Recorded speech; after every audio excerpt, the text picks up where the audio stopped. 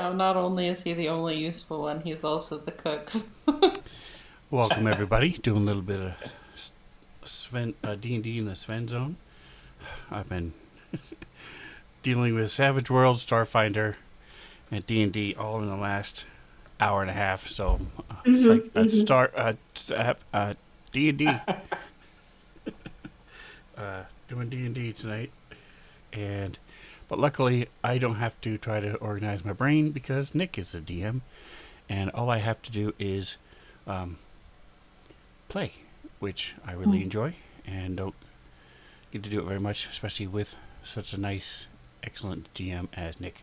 So, with no further ado, take it away. All right. Yay. Well, welcome back to the Crystal Heart campaign. Last time, our heroes continued on their journey from the village of Falsfang down to the town of Scalecliff. On their way, they encountered, some stuff on the road, including a chasm that was, had a boulder in it that was acting like a bridge that Merit used their magic to make into a more proper bridge, if a bit DUI. Well, I don't see anybody else over here making bridges out of boulders, okay? Yeah? DUI doesn't mean bad, it just means you did it yourself. Or DIY, sorry. Yeah. That's right. Acronyms. Nice. Okay. Acronyms. In addition, our group made it to the halfway point on their journey. A little inn called Rummy's Place, run by a goblin named Rummy and his family,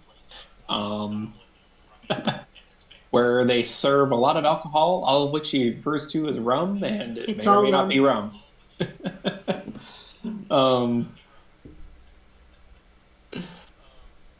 In addition, the group, actually before they encountered the chasm, they encountered a very difficult challenge as for their,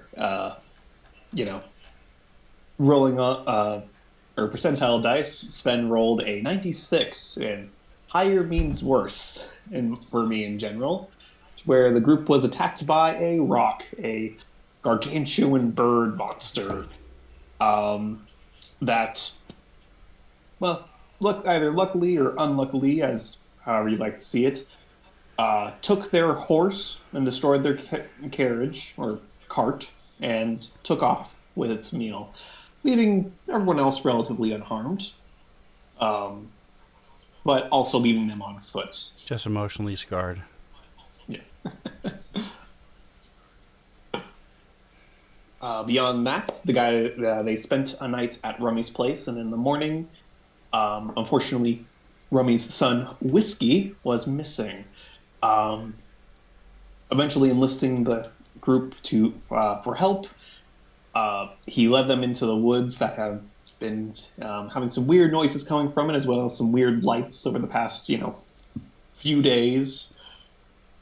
Yeah, we got told like 6 times, don't go outside at night, guys.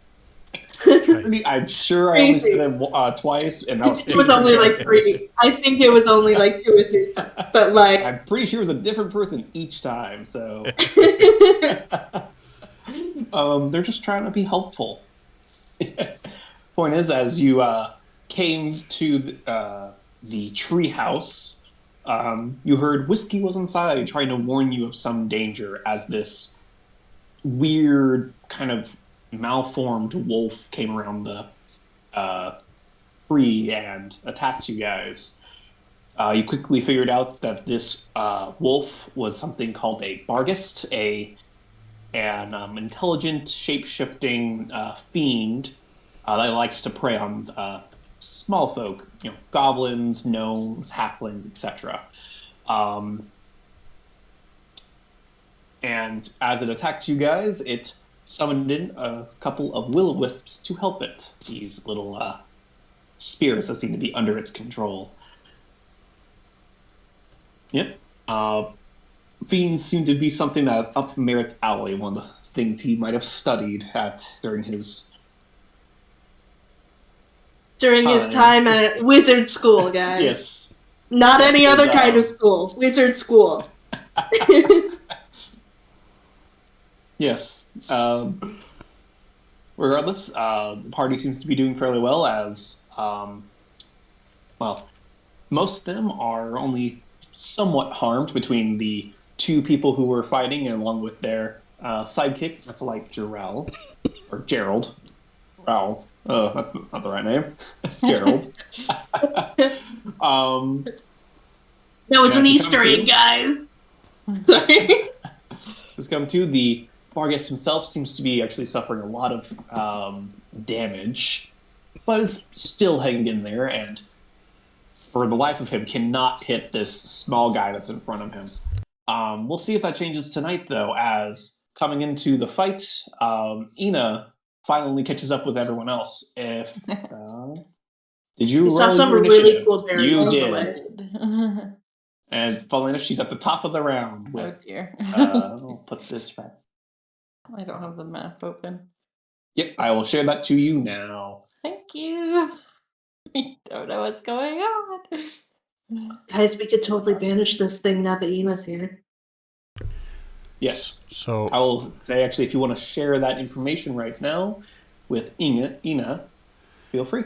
as a quick aside, not to derail the campaign, but Nick, have you seen Delicious in Dungeons? I have seen little clips, and it's on my watch list, but I have not watched it yet. It's really good, Nick. At some point, we should change Gerald's name to the dwarf's name. I just don't remember what it is. Senshi. Senshi, yeah. Should be Acolyte Senshi. He's the cook in the anime. Well, Anyway, I mean, you have I'm the done. character Go sheet. ahead. I will say, if as giving control of him over, you could rename him. Nice. It's a nickname. Yeah. You know. Acolyte Gerald, aka Senshi. Why? Don't ask. Gerald's his middle name, and you know, he was just really embarrassed about being called Senshi for a while, so. Anyway, Ashley, the thing that I put in chat, that's what we know about bar guests. They can be banished by being surrounded by fire for more than a round. Fun fact. Okay. Or by being killed, which, you know, we're also working on. Well, I do have this neat spell. called, For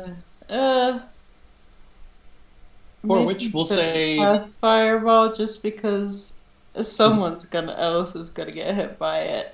I don't want to get hit by it. But I will say you, for the purposes of this, you've used up your movement for the round, but Okay. other than that, you are where you are on the map. Okay.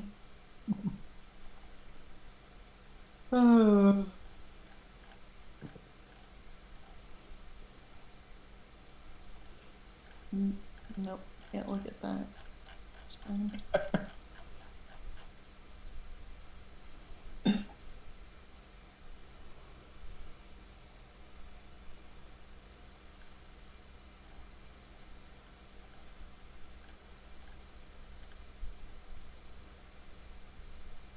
Remind me how big Fireball's thing is. 20-foot radius. Oh dear, that's huge. Yes. Yeah. Man, remember back in the days when Fireball was 5 volume? I can hit literally almost everyone. I think It's okay. I think I'm Everyone. resistant to fire damage, so I mean. Yeah.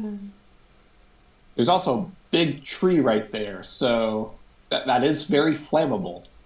Yeah, and then Rummy and Whiskey would probably get hurt, and that's just not ideal. Yes, there is a small child in the tree. Which, theater of the mind, there's a tree house there.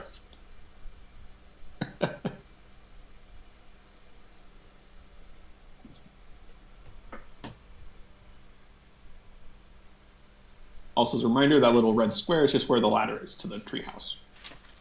Thank you.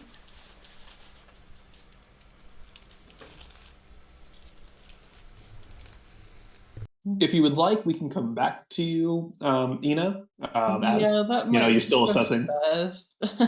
I was thinking about either doing flaming spear or literally just the control flames.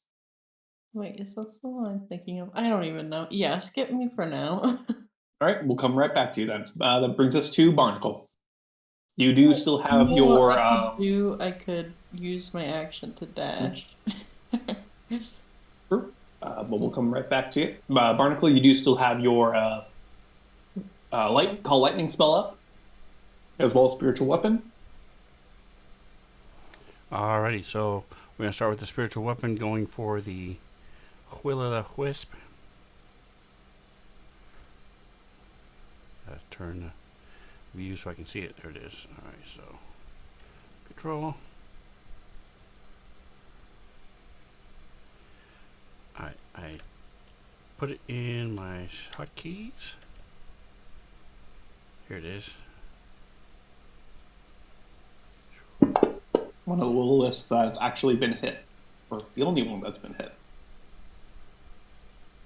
Yeah, Senshi's just been ignoring his this whole time, and I don't think it's like actually really hit him. It hasn't hit him. He's basically just been like holding his mace, just like keeping it at arm's distance while he's been trying to cast spells at the Barghest. And he cast Bless on, himself, Merritt, and Barnacle, and right? Pretty sure that's who we ended up casting it on. Well, there's nothing on Rummy or Whiskey, so probably. Yes, so you three. Okay. The three that were there. I'll fix it. I messed it up. Alright. So 19 damage. 19 to hit, 3 damage for the spiritual weapon. Now that I've got my hotkeys figured out. And then myself, I'm going to. I do know that the Will o' the Wisp don't care about lightning, so I'm just going to blast the Barghest again. Yep, they are unfortunately immune to lightning. And they kind of generate their energy into a little bit of an electric shock when they try to interact with you.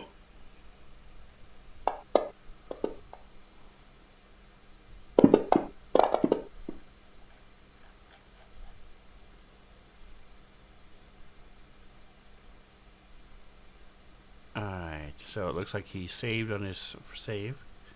Still took some damage, a little bit. And so that is my action.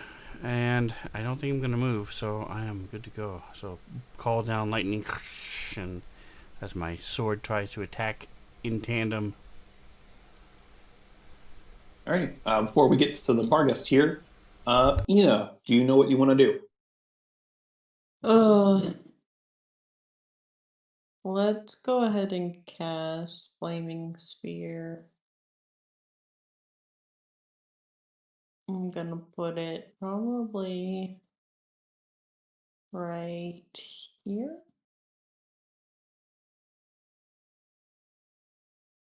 Okay. I'm pretty sure I have a little token for that. Give me a quick second. I can share it. Basically, uh, any creature that ends its turn within 5 feet of the sphere must make a dex save. They take 2d6 fire damage on failed, or half as much on a successful one. I can move it and make it bump into stuff, and yeah. Yeah, as soon as you cast it, you can bump it, and then every round as a bonus action. Bump it. Okay. Yep. Feel free to roll that save onto the Barghest. Okay. Now that I think about it, it's really just like a spiritual weapon, huh? Kind of. Yep. Looks way cooler, though. Also has AoE, so don't stand near it or on it like you can with spiritual weapon. It is a giant ball of fire that you're just rolling around. Rude! It's fine.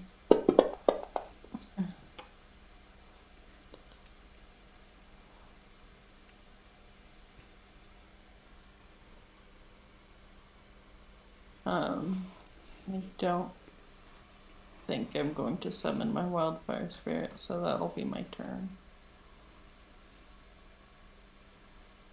All right. Kind of pull out this little, seed, kind of blow into it, and as you do, this little like spark comes out that slowly, as it travels to the location you want to spawn in, it gets a little bit bigger and bigger before it, becomes the flaming sphere and tries to bump into the creature, but he like sees it coming, so he's able to kind of dodge out of the way at the last second and just barely skimming him. Yeah, the Barghest, he's looking around. He, has really not been able to hit Barnacle like at all. Seeing the new threat, he's surrounded with fire on one end or one side.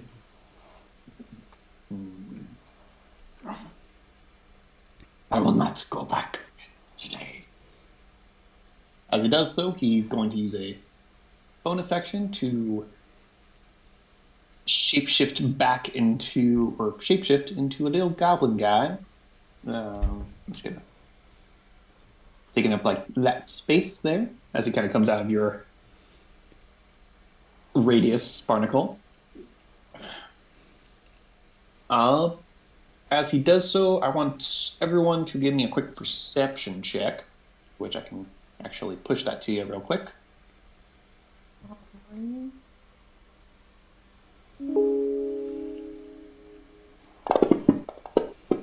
Man, my first roll of... You know what? Fuck it. I'm using an inspiration on that. My first roll of the night? No. All right. I know it's still a straight check, but like... Well, it's not necessarily the hardest thing to check, see? So as he, so he kind of like rears up and kind of like morphs into this little goblinoid. You guys spot on its chest, he has this little, what looks almost like a branding in the shape of a heart. Oh dear. But he like, turns into the little goblin, and it's like, You better. but I'm not going to leave without leaving you a little gift. And he kind of like motions to the tree, kind of brings his hand forth, and as he does so, something emerges from the tree. A ghostly figure of what you first think is a bear, but you see what looks to be like ghostly feathers as a owl bear ghost joins the fight. Oh dear. Cool. So That's fun. Just to clarify, he went from a large creature to a small creature or a medium creature, and that's how he left my threatened space, correct? Yes. Okay. Rip.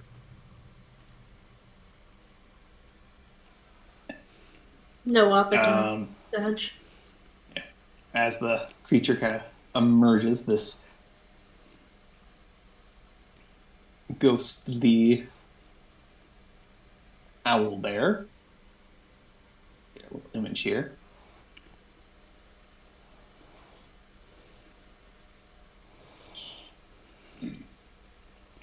Have fun. And he casts a dimension door. Motherfucker. Rude. Hey.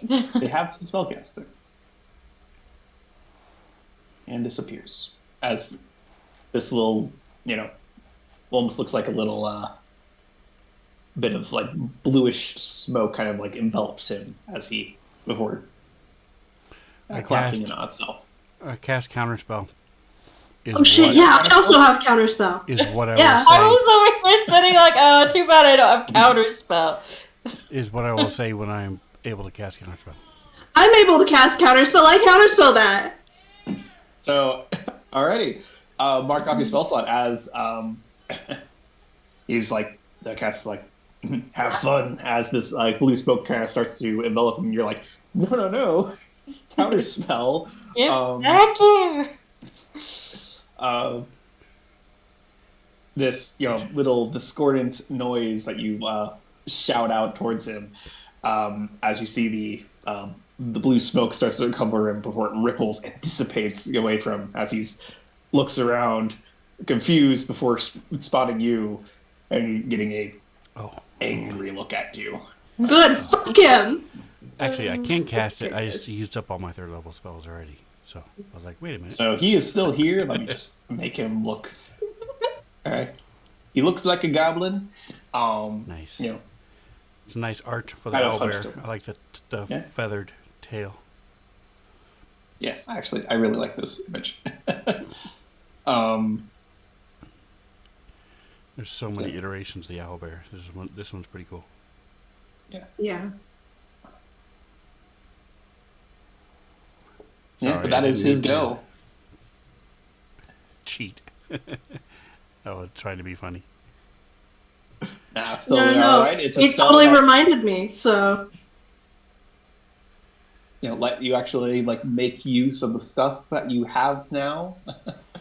All right, that is his turn as he has been thwarted from casting Dimension Door. It does have his own thing. Okay. Pass the turn, bringing us to our Will-O-Wisps. First up, the one with a somehow demeaning grin that is still going after Barnacle.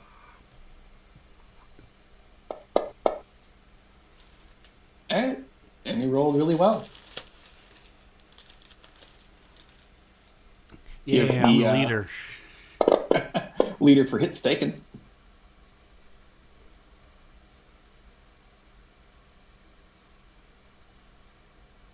A little lightning's not enough to, disrupt your concentration. A little shock like that, it's nothing.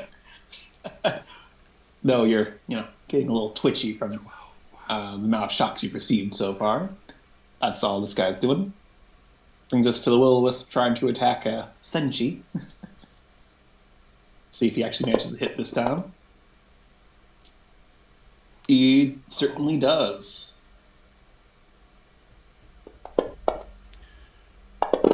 So the Bargus should be dead by now because I didn't realize I was doing something wrong. But on my turn next time, I'll do it right. My thunder spells. Oh, it's thunder spells. Never mind. Carry on.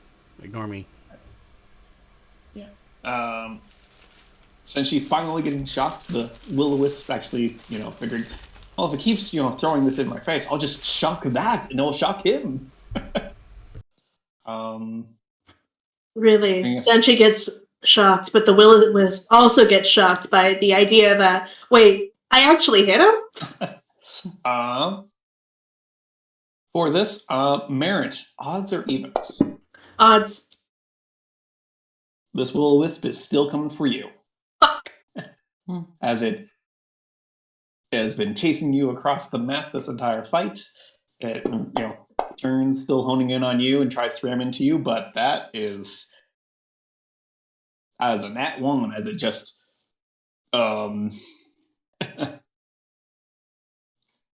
just throwing and speed isn't quite correct for it doesn't quite correct to level out. It just goes slowly further down before it hits the ground at your feet before wheeling back and like leveling out again. Almost seemingly knocking itself a little confused.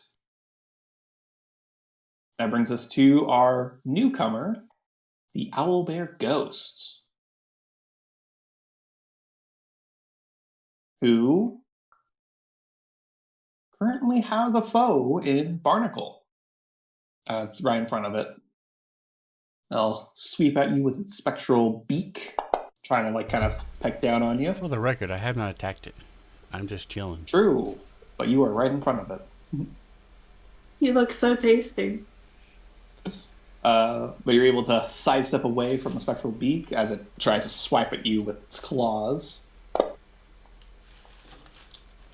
That's another 2 on the die. As you're just sidestepping away, as it's still still partially incorporeal. I mean, it's ghost, it always is, but it's still kind of phasing through. So it's like, steps out of the tree. You see it becomes slightly more solid. That's its turn.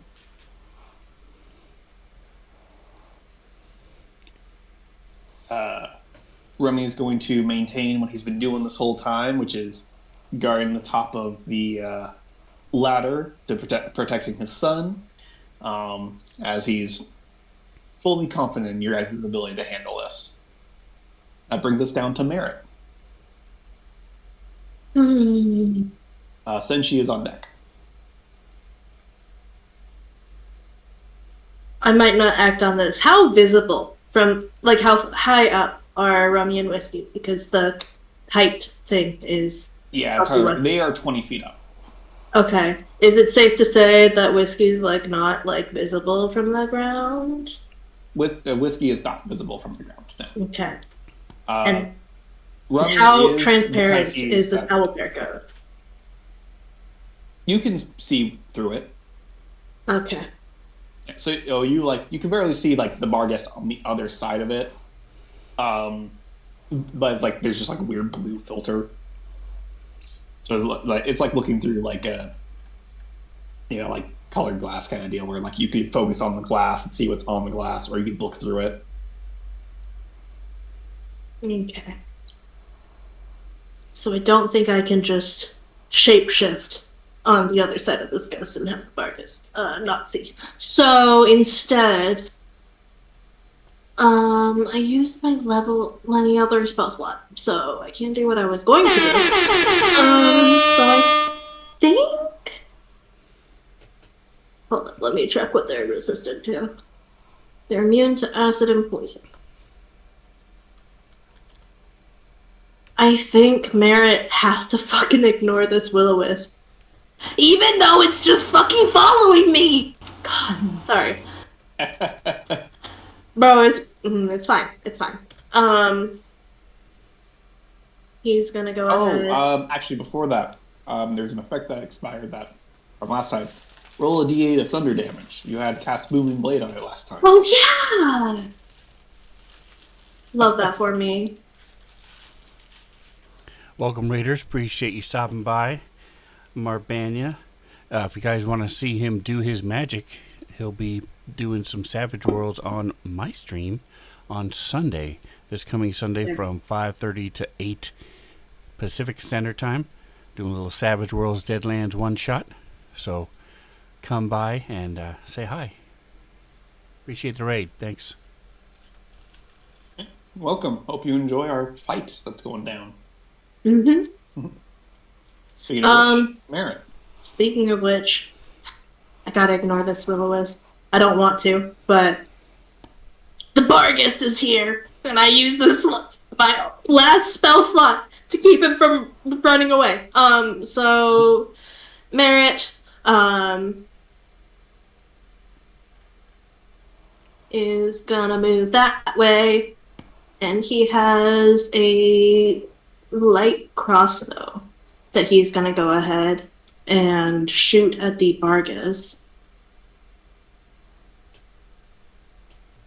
All right, I will say you have a -2 because of all the things that are kind of in that vicinity, and that he's become a smaller creature.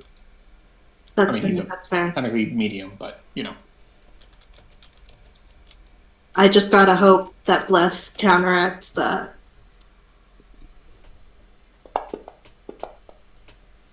No! Oh, that was so close to being a 20. You know what?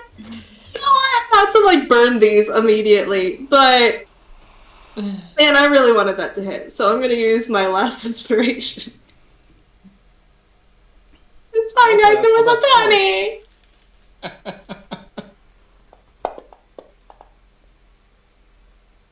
There you go. There we go. And let me... Even with the -2, that still definitely hits. Oh, yeah, sorry. Forgot to mention. And this guy has my Merritt's mark on him, so let me do this. And then roll my damage. Boop. I want to provoke him. Did you think that I, a powerful wizard, wouldn't be able to cast Counterspell on your puny dimension door? You think you'll get away from us that easily? And I'm fucking bullshitting, but I want him to stay and get pissed off, so... I mean, he looks pissed. Good. But I'll say, give me a. Can I roll deception because I just called myself a wizard? I am going to say that this is a intimidation check, but I'll say you have advantage. Okay.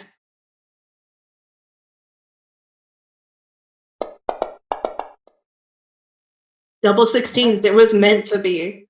Yeah. Dirty 20s. Here we come.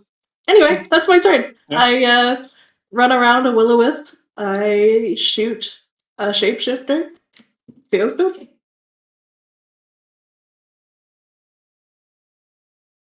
Alrighty. That. Oh, right, whiskey. That brings us to Senchi, as he is now called. Alright, so he's going to try and smack this thing with his mace.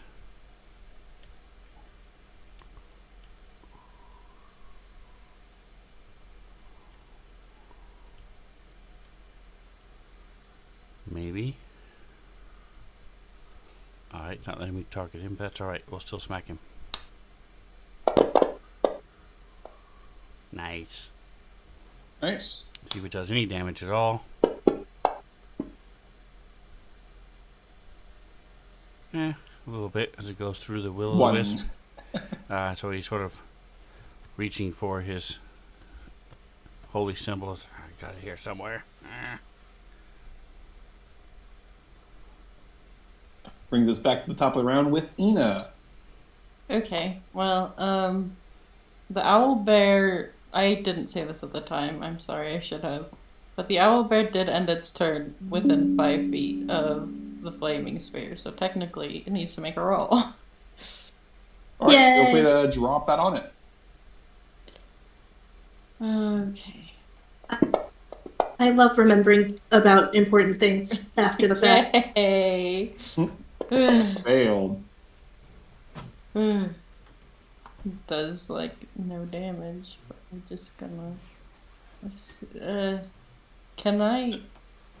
I can't go through its space without bumping into it, can I? No, you. It is corporeal enough to where you just bump into it. Mm-hmm. You could light the tree on fire.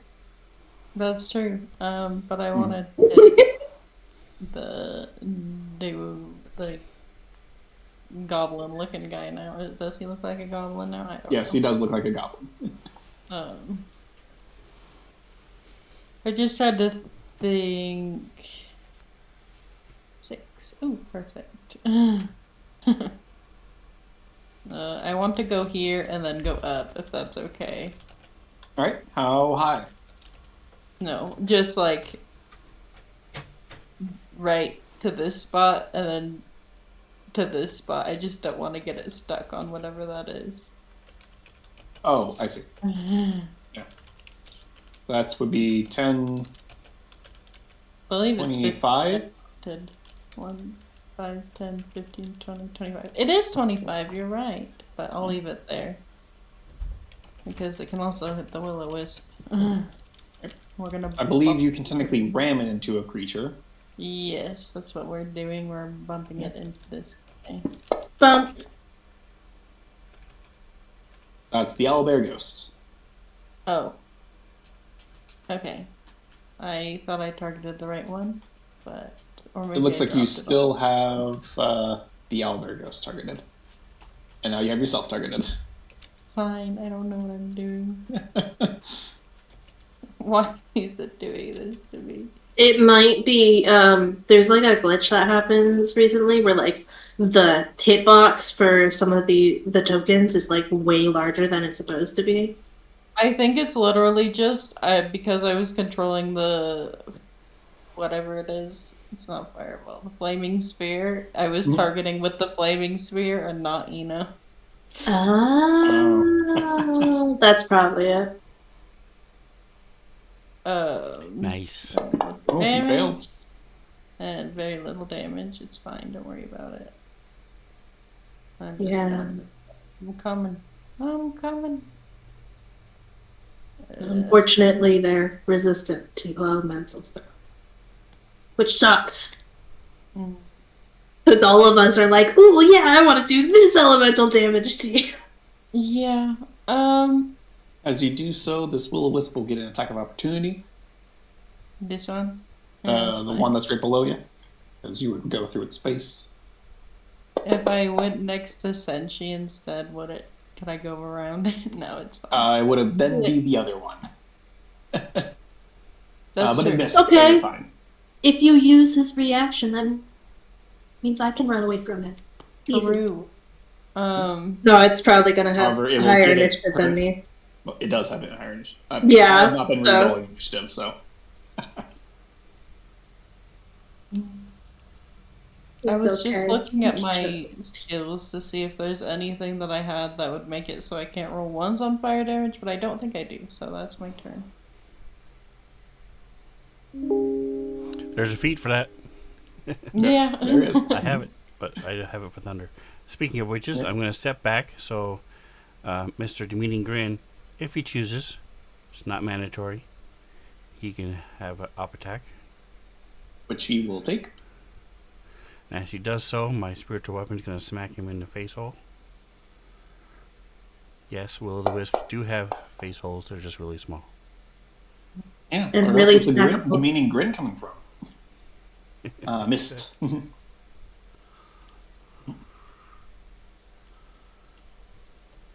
Just like imagine the little face that's on the little fire flaming sphere token, but it's a little light ball. Oh dear. Ooh, it missed. Okay. Fine, be that way. Alright, so I'm going to wave my hands as this sort of like shimmer in the air appears in front of me, and then as I thrust my hands out, this blast of sound appears. I'm going to switch views so I can draw it on the map. Maybe. There it is.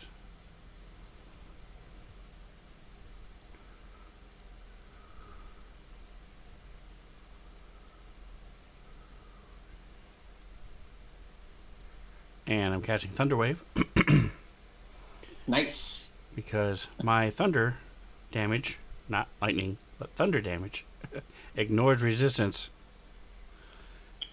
Also, any ones I roll Yeah. will be a 2. So, first of all, let's see me. I have the will-o'-wisp already targeted. Control.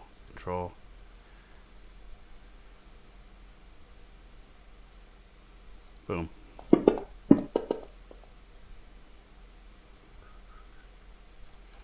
Have I used my channel divinity today? Let's see. The will-o'-wisp and the owlbear ghost fail, but the barghest succeeds. No. Alright, well I don't see it here, so I must have used my channel divinity already. I believe you Okay. did So- last session. We will just leave it the way it is. So, boom. Alright, so I'll just drop the damage again on...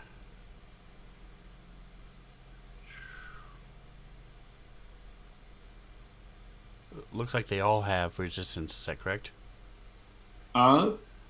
The barghest, he actually succeeded on his check, so it looks like that one actually went through properly for the barghest. The other two have resistance, so it partially resisted. Interesting. So he... Okay, so then Owlbear. Mhm. And... will-o'-the-wisp.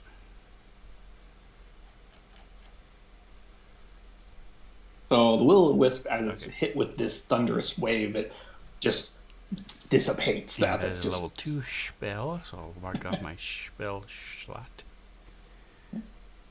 For this. How far back does it throw them again? 10, 15? 15 feet, I think? Oh, I wasn't even thinking about that. I forgot I did that. Hold on. I can answer your question. As I... Level 2. Oh, it's level 1. I was thinking Shatter, which also does thunder damage. Mhm. What I should have done. Anyway, it does 10 feet away. So Alright. only the ones that failed would be pushed. So the owlbear ghost kind of gets knocked back. It kind of partially phasing through the tree as it, tumbles away. The will-o-wisp, of course, is dissipated as it's destroyed. But the Barghest manages to hold his ground, kind of like crossing his arms in his goblin form and kind of standing his ground as you rock his world. He is looking tattered. He's really not looking good. Alright, so I'm But heavily he's still holding damaged. his Ina's running up behind me. I'm just going to slide over to 10 feet. To here. And Alrighty. that'll be it.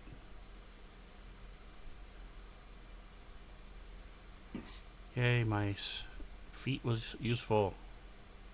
Hooray. Yay! Yeah. You didn't take the feet for no reason. Woo!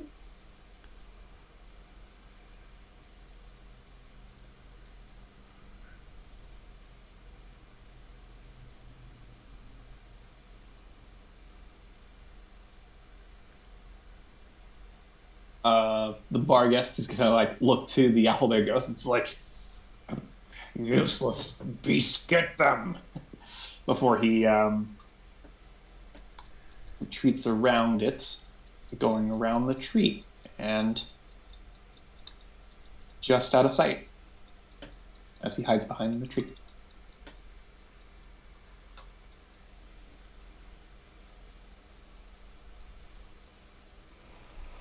Flaming Sphere gets attack of opportunity. Does it? No. Does not. If it had it.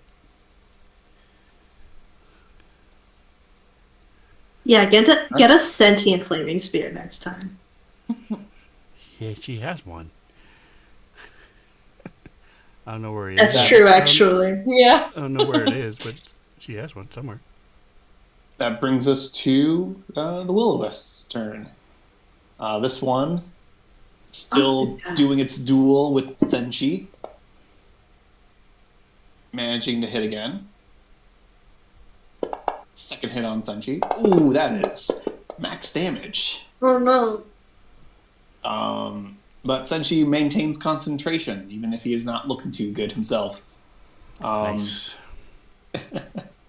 Bringing us to the Will-O-Wisp with the evil frown. And he...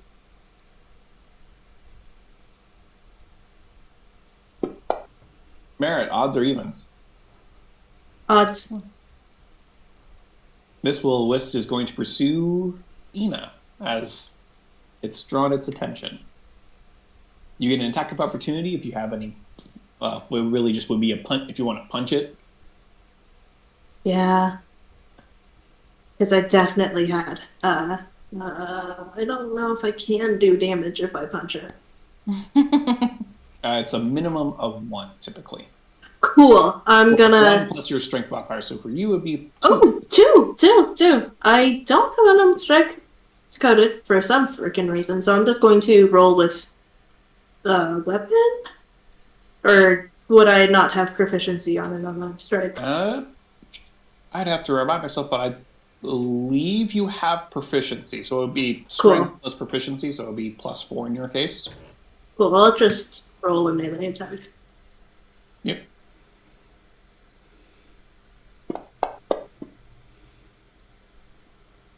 Okay, and So that'll you do do 2 damage. Woo! Half to 1. Oh dear. So he does I take did a 2 damage, guys. As you just, like, see it and just, like, Will-O-Wisp. wildly try and smack as it is. It just kind of seems to roll a little bit as it tumbles towards Ina. Trying to shock her. He tries to like spike it to the ground like a volleyball, and just like scratches it. Yeah, but you manage to, throw it off kilter just enough that instead of like ramming into Ina, it rams or just it kind of rolls right next to her before kind of stopping.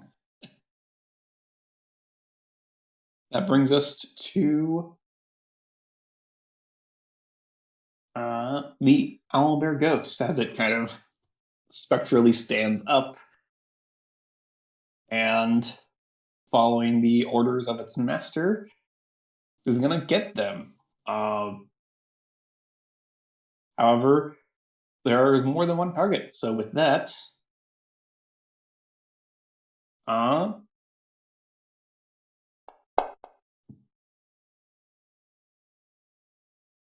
Barnacle, 1, 2, or 3? 3. Right. It goes after the person who sent it flying. As it goes around your little thing, and it's going to try to make a couple of attacks on you. For another miss. And another miss. You know, for how this fight's gone, for a lot of it, you know, the bigger creatures trying to attack you, you'd be mistaken who's the incorporeal one. Bro, Right. for real. He's beginning to become corporeal when he hits. Yeah, just, just yeah, like swishes it was. right through He you. went partially, he went incorporeal when he like tumbled through the tree when you blasted him away, and he's like, "Okay, coming back at you." Wait a minute, becomes slightly more solid, only to get hit again. But that brings us to Merit.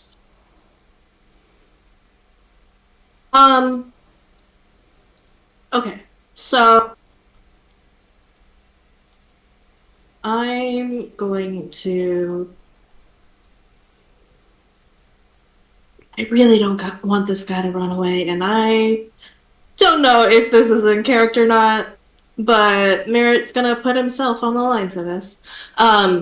So I'm going to toss something into the chat and have you take a look at it. Because it doesn't specify that it takes an action, and I would like to be able to use quote unquote message with Rummy. I will be moving a little bit closer, so he will be in range. Yep. It doesn't take an action, but you do have to keep your message brief because you are in the middle of combat. But it does not take an action or anything. Okay. It's just a free thing that you get. Awesome. So Merritt is moving there and then making eye contact with Rummy. Right, yeah, you do have, yes, that was going to be my follow-up, was the only thing is the distance. But you got it there. Do you want a toasted marshmallow with? Yep, who is, yeah, you can make eye contact with Rummy. And then he's going to, after that brief pause, continue running. Can I go diagonally right there? Yeah, I don't know. Will-O-Wisp barely takes up that space. So for these purposes, yes. 30. And as he runs, he is going to be casting Disguise Self and turns into Whiskey. And Alrighty. at the end of that run, he's basically like kind of doing like a little bit of a jump and then letting out a very high-pitched Whiskey sounding oof, as if Whiskey has just jumped from the tree. All right, give me a deception check, and I will. It is at advantage because I am pretending to be somebody else. So true. You are also getting attacks of opportunity from the 3 creatures. Oh yeah. As you for sure. all of them. Yeah. Wait, did I go through the Will-O-Wisp Nexus Senshi? You did with how you moved. However, you could have avoided him if you had so wished. Oh, I'm sorry, I didn't realize that. I meant to avoid that one. Perfect. So you avoided that one. It was literally just like 1 square difference. Okay, cool. So yeah, you avoided him, but the other 2 attacks of Yeah. activity. The owlbear ghost does swipe at or does hit you with a swipe. Yeah, understandable. Ow. And yeah, that's decent. And the evil frown, the one that's been harassing you for most of the fight, Oh makes an no. attack at you. Puts me That up one dead. actually surprisingly missed. So You guys thought oh. Hey guys. I'm just saying, if anybody has extra Sven Zone particles, I have 1 hit point left. Anyway, here's my deception check.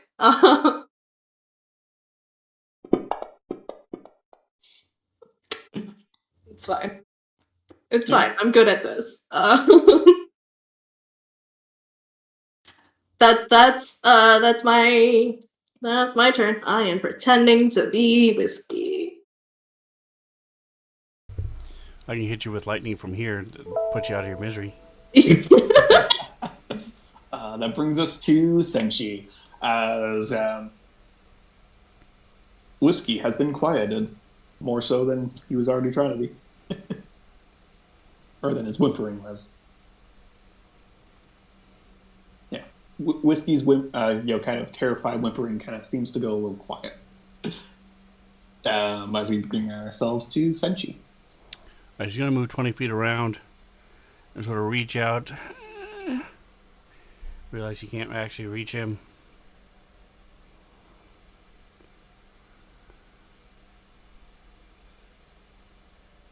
And he's going to try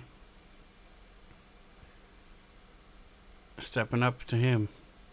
So he'll take the op attack, but he's doing it to save his teammate, so he's praying Appreciate to that, Senshi. deity that it'll miss him.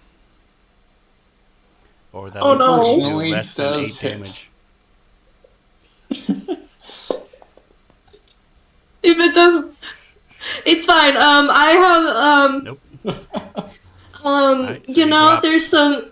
I have some extra Sven Zone particles. Do you want to roll a 1d8 plus 5? Nice. Alright, so he will get. Totally not to save my own bacon, but Yeah. So Senshi, as he's like walking away, he gets shot in the back. Falling forward. It looks like he falls unconscious. He kind of lands his on the ground. complete And answers. you realize his arm is like reaching out, touches your leg as he casts. Boo. As But he still, 24 wounds now. I'll make sure to take off. So he's just gonna stay prone and touch. He can't get up anyway. Was there a package? Touches Merritt with his outreaching arm on the leg, casting his spell.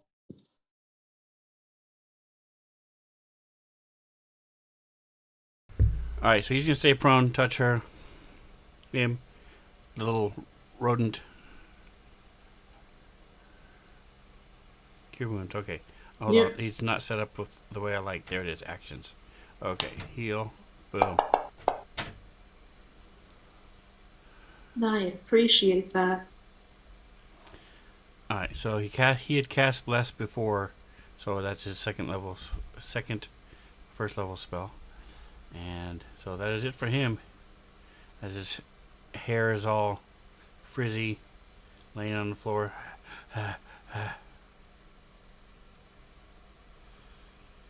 Okay. That brings us to top of round with Ina. Yeah, the best part is after I ended my turn, I sat for a minute and I was like, I didn't use my action. And I cried on the inside because it would have been really helpful, especially now. Well, now you can make amends and use your action this turn. Because Won't go forgetting so easily again. You have several hurt teammates I and several know, creatures on the ground.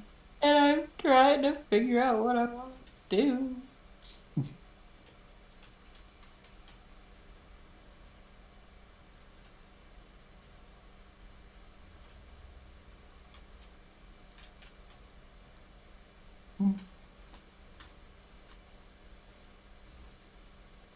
So what you doing? I I don't know. Because I was thinking about doing healing spirit, but it's concentration.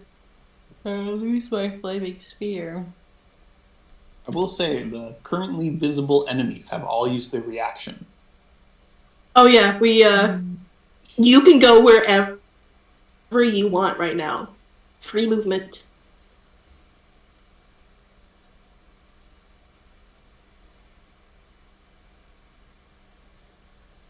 Can I cast fireball at these three guys?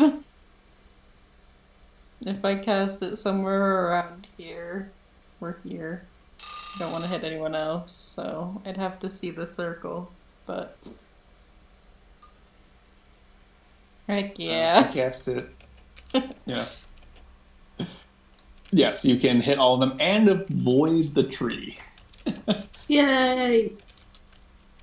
Okay, well, we're gonna cast fireball. It's fine. It's You know, fine. I bet Barnacle was a little cold anyway. So, warms him right up. Uh,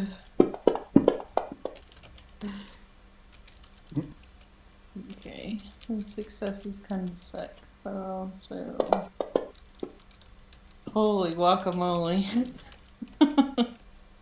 That's a lot of damage. Will-O-Wisp is dead! Fuck yeah! Sorry. Continue. Totally normal. and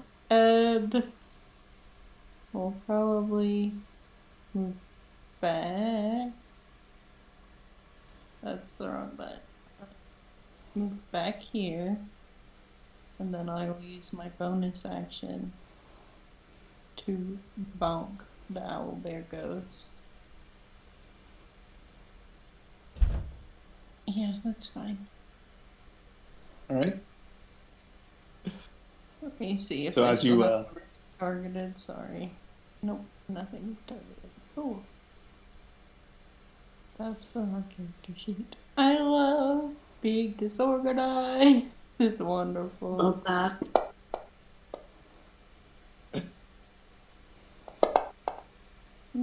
So as you back up, you reach into your pouch, pull out a different little seed, blow into it again. Another little spark kind of goes that travels to the center point where your fireball was going to be, and it doesn't look quite like fire. It looks more like a giant bush in the shape, or fire in the shape of a giant bush, as it quickly expands out, entangling all of these creatures in its fiery grasp before dissipating, taking one of the little lights with it, as you then bonk the little owlbear ghost on the butt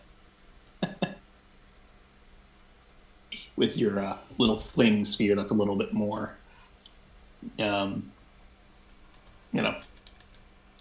sticking around, a little bit more solid in its fuel source. I was hoping that other will-o-wisp would have died.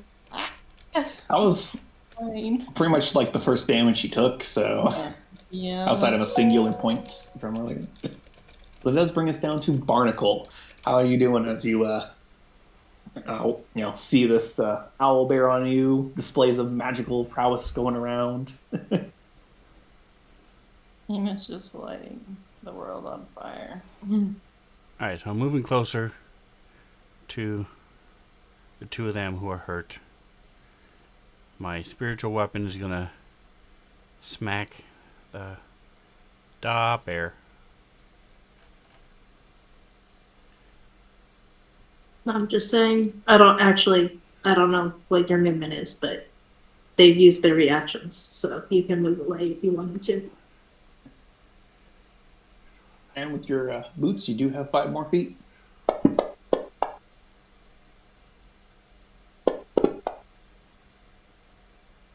If he wants to. Nice. So the force damage does full damage to the owlbear, which is nice. Which is nice. Yeah. Oh, Ship of Fools, didn't even know you were lurking. Thank you for stopping by, saying hi. Mrs. Ship of Fools, Martian Cat, will be joining us on Sunday, so come by and make sure you give her some boosts of healing. Be nice to her. I'm just saying, it's a little weird that as soon as Mrs. Ship of Fools joins us, the OG kind of disappears. Has anybody seen them in the same room before? Like, Right. just saying. Yeah, they do boy voices, but they're never voicing at the same time. It's always just, Never at the same time. just saying. All right. Where is it? Oh, there it is. And because these things, it's starting to flicker, I'm going to use my thunder damage against this thing as a ship's bell rings out. Boo. 21 on the save. What kind of garbage? Right, Kind of overkill, just saying. And okay, Ina's still here, so I'll go ahead and step back 5 more feet. Alrighty.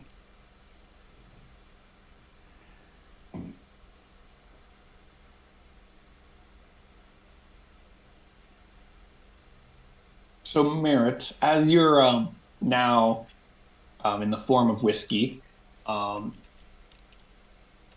it's not a perfect 1-to-1 as you are a lot taller than whiskey is, but so you're a bit of a taller whiskey, but look like whiskey nonetheless. Yeah. He's Yeah. cowering in fear. He looks smaller. Yeah, no, he's like, Yeah. you know, you're like crouched down, like holding your ankle, like you heard it on the fall. Crying out as Senshi is trying to heal you. As jumping out from the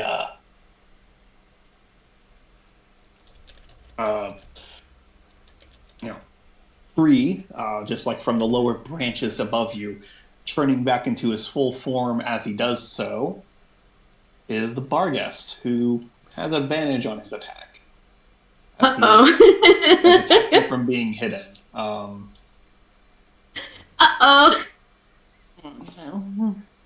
You can see that there are some shadows lingering on him as he seems to have an effect of a spell on him. As he attacks with advantage, he's going to try and bite down on you.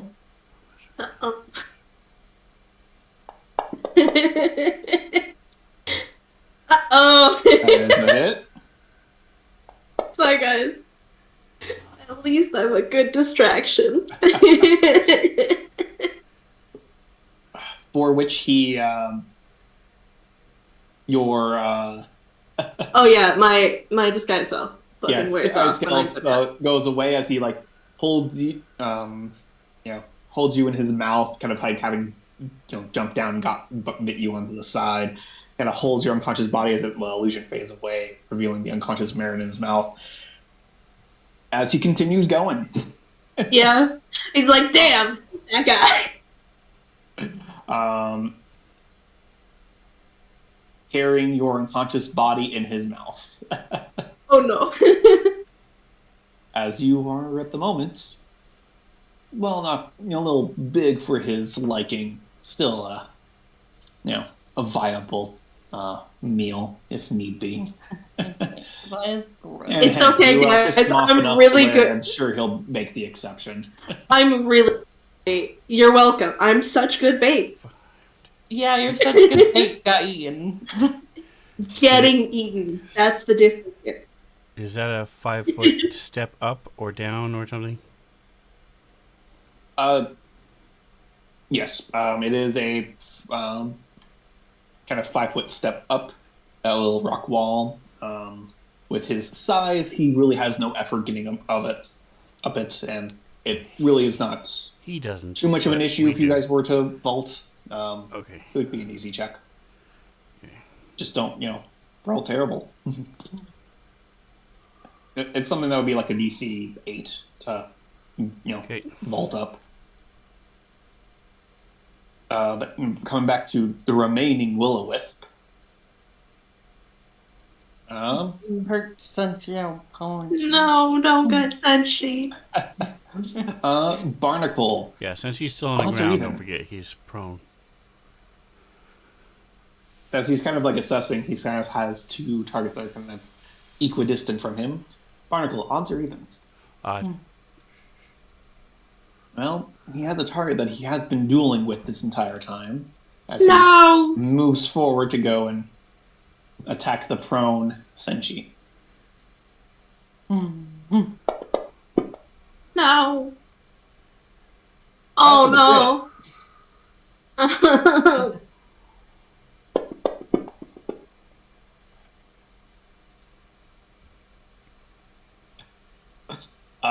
As it comes down, kind of seeming to like double in size as it hits Senshi in the middle of the back as he lies prone, shocking him, so hard before he falls unconscious. Still breathing for the moment, That's but harsh. 24 yeah. points of damage. Yeah, that's Okay. a little rough. But that is the Will-O-Wisp's turn, bringing us to the Owlbear, whose shape is like slowly kind of, bits of him are kind of not pulling together as well, but for the majority of him, he's still going strong. As turns towards Ina.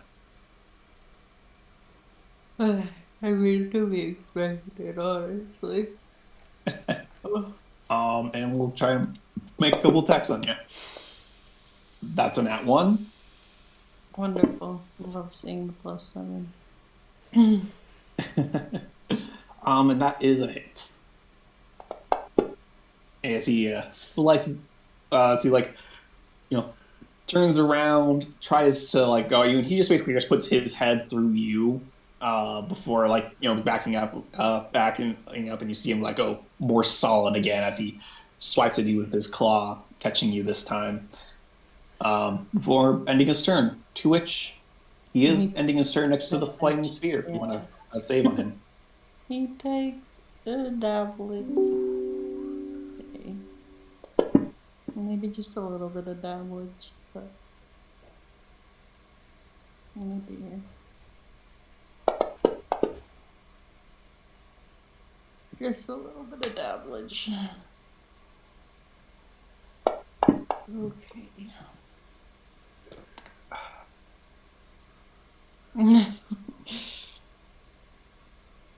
As another boost of healing from the chat, which is bringing our lovable cook back to life. Not sure how much he's liking this electroshock therapy, but he's alive. Yeah.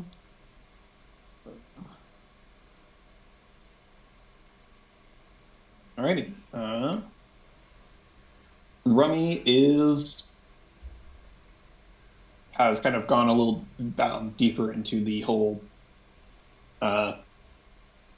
tree house. He stepped away from the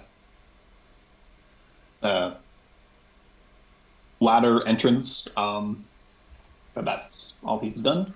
He is unaware of Merritt's condition. Ooh, not a good first roll. Hey, it wasn't on that one. That is true. Would have been 2 fails. Anyway. Unfortunately, there's another spurt of blood as he readjusts his grip on you. One of his teeth sinking into your side as he adjusts to your proper form. That brings us to Senshi, who is now awake. He can't I'm get prone. to marriage.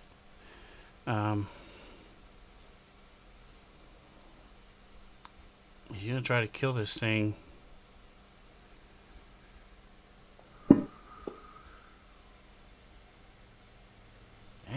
This thing keeps saving. Stop saving. It's a determined soul.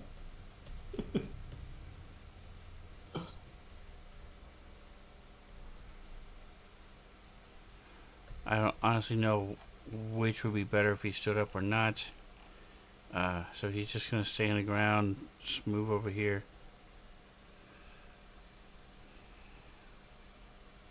He kind of like barrel rolls like onto his back, moving over as he tries to throw some sacred flame at the ball of light, but just kind of shifts as the sacred flame goes wide.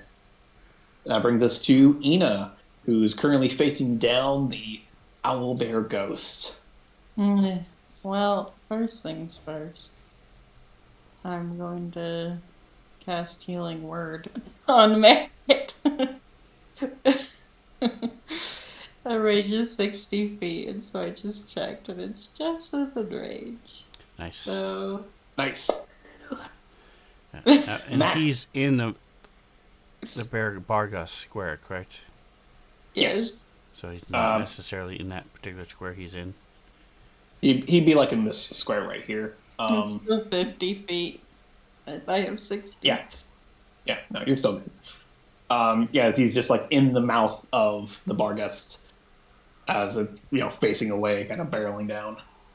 Yeah, I'm not really fast enough to try to catch up. So the best I can do is give Merritt a fighting chance to get out on his own. And I think I will also. I don't have a bonus action anymore, do I?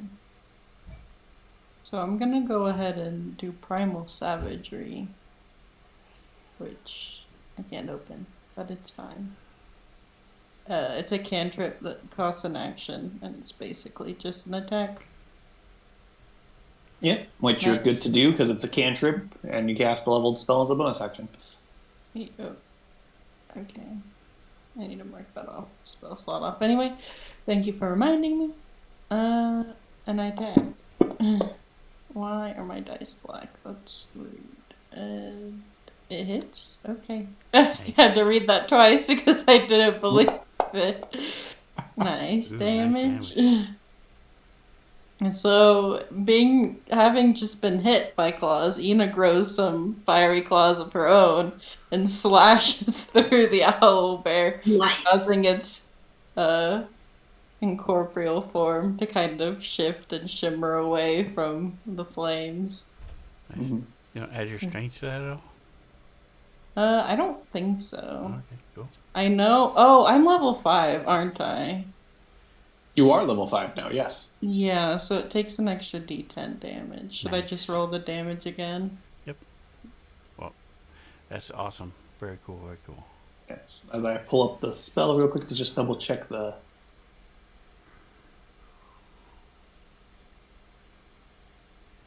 double check that if you add your strength mod to that or not, or...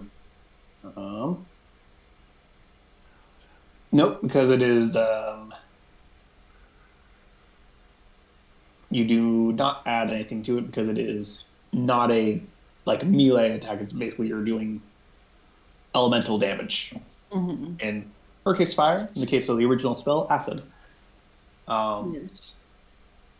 But you let me change it to the far more resistant fire damage for aesthetic.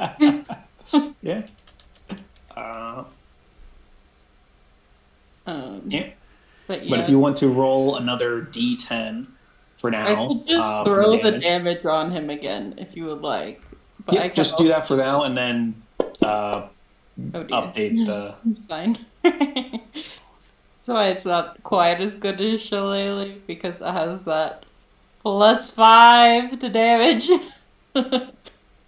Yep. No. I didn't have a bonus action. Would have been a total of 10, so he still would have taken the +1 damage. So I'll just take it because it would have been 5 divided by 2. Yeah, if you do want to make sure that your spells are your cantrips are updated to what they should be. I will check it out. which I think it's only primal savagery in your case, but that would be a good double check for everyone to make sure that your cantrips do the damage they should be with the level 5. Yeah. You send a little healing Merritt's way and you damage the guy in front of you. Appreciate that, by the way. Yeah. I think that brings us to Barnacle's turn. Unless you want to move or anything.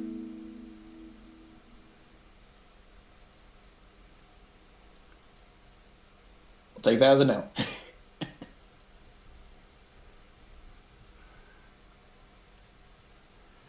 Alright, so I'm going to take off, and the spiritual weapon is going to smack.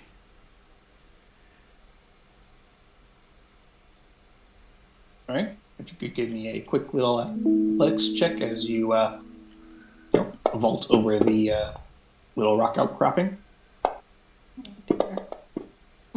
Oh, it was so close. Yay, Can I get as some inspiration? owlbear does 10. I mean, the owlbear takes 10 damage. And yes, if that's a fail, I will reroll. That is unfortunately just a fail. It is a DC 8. But I will So I'll reroll. send that to you as you mark off your Use my inspiration. Hooray. Parkour. Yes. As I Parkour. jump up. And then I'm going to reach out and Even touch this more guy. impressive from Barnacle. And I'll also use my inspiration again if I need to, but we'll worry about that when it comes. Come on, big money. Alright, I'm going to use my last inspiration.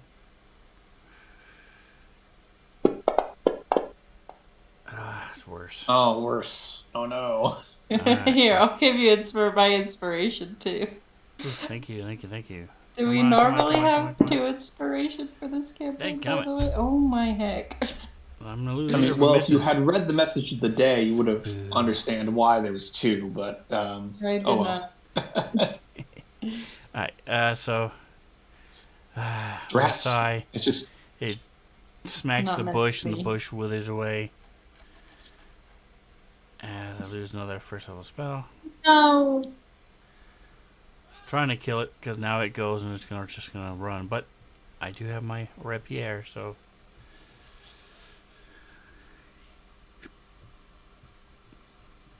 yep. Well, that does bring us to the Varghest, which having the merit in his mouth does prevent him from doing some stuff. Yay, you're welcome. Super good bait, guys. God. However, I think he will.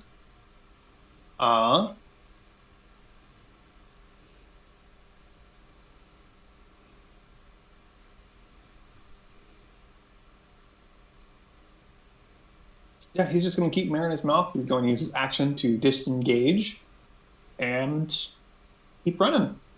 Rude. This time he's able to move his full Infinity. 40 feet as his action. I know I'm kind of going off the map at this point, but... isn't his action maintaining the grapple? Just saying. Unfortunately, no. He's just Okay. has Merit grappled, which I will actually throw that effect on Swing Merit. my rapier at his little Yep. cloud of dust as it fades away like a cartoon. Anyway, hey, thanks for the reminder about all the cantrips, because, damn, I have not been doing enough damage. Did you know that when you hit 5th level, Booming Blade also does 1d8 fire when you hit them? Or 1d8 thunder when you hit them? Fun fact! Haven't been doing that! Or when it goes off, it does 2d8? Crazy. Yep. So that is the Barghest's turn, as he's just And holding you in his mouth and taking off. and the disturbed saunter would have had a op attack on me, Barnacle, as it ran by.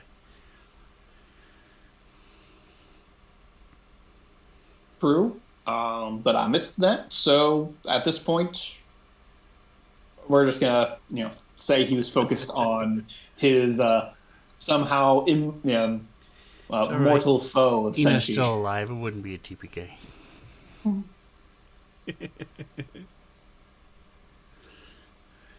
But bringing us to Senshi, or to the Will-O-Wisp, who is still going after Senshi. He's Stop prone. that! Um, So he's a minus to hit because it's a ranged attack, I think. I'm hoping. it's a melee attack, Boo. All right. so unfortunately it's at advantage. The other one with a 2, this one just unfortunately it's advantage, not disadvantage.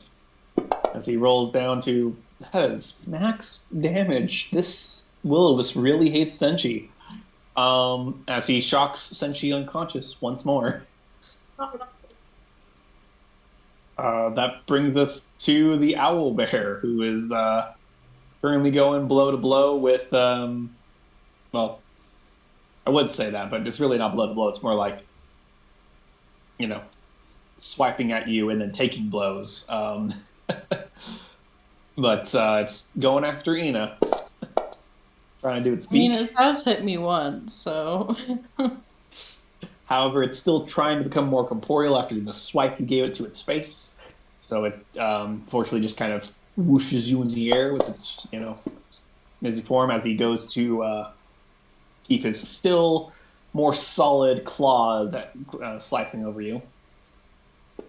Which they aren't actually, like, piercing your skin or anything. They're just, like, they feel like you're being sliced with claws, but it's necrotic damage. It's just more withering away at you rather than actually slicing you up, making you feel more and more drained. But the owlbear, at this point, it looks like the only really corporeal part of it is the claws, as it's trying really hard to maintain its form, but it's just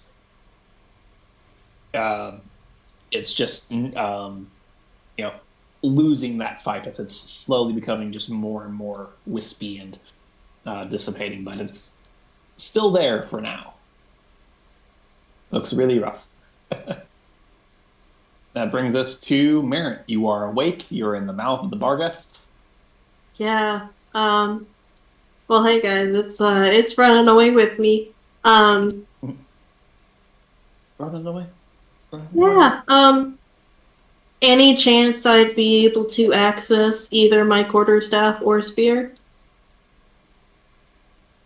I'll say if you give me a sleight of hand check, DC 10, to get either of those out.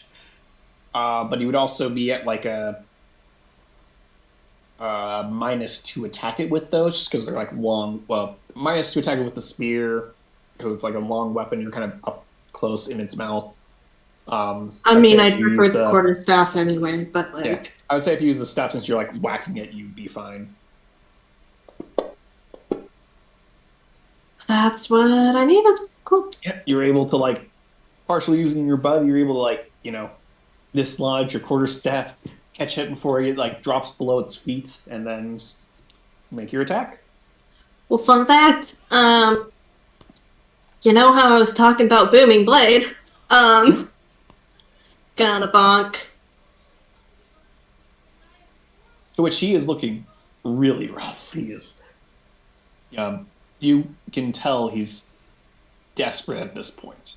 You know who else is desperate at this point? Oh no, wait, I'm at disadvantage? You are grappled. Does that give you Does that apply?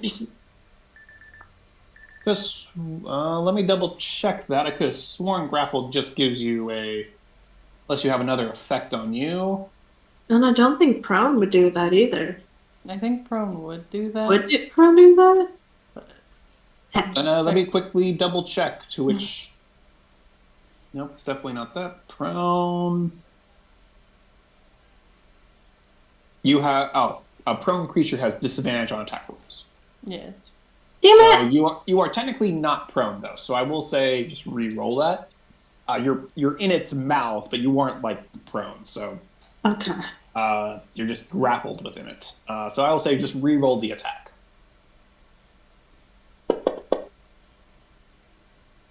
Cool. There you go. And by doing that, I'm casting Booming Blade. So let me go ahead. And I just coded this. I think it'll work.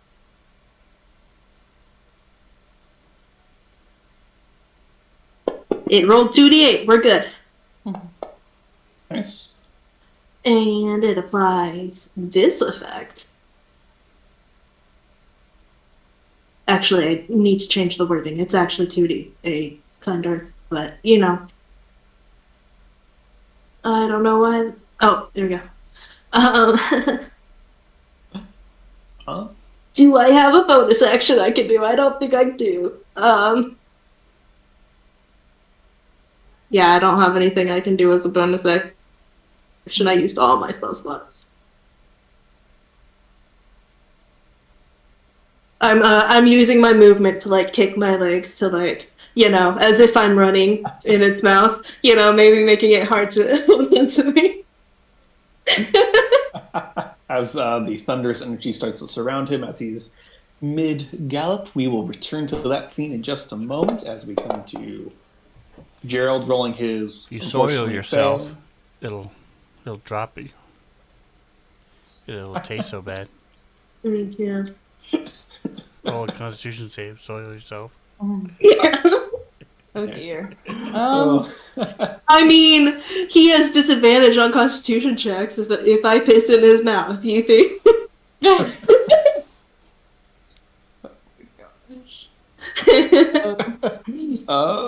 We're gonna just move past that for now, bringing us to Ina. What are you doing, Ina? Well, first things first, I'm gonna use my bonus action to bump my little fire into the owl bear, and I'm hoping that will take it out. All right. Oh wait, before that, it ended its turn next to it. If you want to roll the save for ending its turn next to it first. I wasn't sure if we did or not, so I didn't say anything. But if you, I mean, he has not moved. He is next to it, so yeah. Nice. He fail. A little bit of damage Okay, it's Nice. you kind of it is gonna bump burning him away. A again. lot of it's going to but there's like still the outline of it as you send it to bump into it. Another fail. I want it to go down so bad. Yep, and it was at 1 hit Yay. point. So you Thanks. Get him! yeah, you Okay. do just like send it in, and has the outline just kind of this burning core as the rest of the owlbear kind of dissipates, going into smoke. My say party is smoke. dying. Okay. How do I cast things at a higher level? Do I shift click it? If you click and drag whatever die you're using, I'm assuming it's a healing one. If it does like an additional die, just hold the left click while you're dragging the die, and then right click, and Okay. it'll add another die at the same time. Yay! Okay. Nice. Maybe I should have done a 13, third not level bad. spell slot, but it's fine. Excellent. It is fine. I agree. Unlike the electroshock that he's been receiving, your hand kind of warms up with a a healing warmth that kind of brings him to consciousness, reminds him of a nice a nice cooking fire he tends like that he usually tends to. Look for us. Happy thoughts, not electrical Happy thoughts. thoughts. It's fine. That's my turn.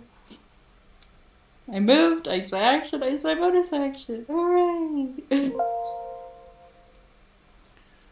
All right. That brings us to Barnacle. I'm checking. Well, first of all, I'll move my spiritual weapon over. He can't quite get as far as I need him to. And now I'll he's 45 feet away. Okay, so Can you only move the spiritual weapon 20 feet? That's what I remember. I'll check it here in just a moment. As I mumble and thrust my hand forward, this time a booming explosion happens behind the bar guest.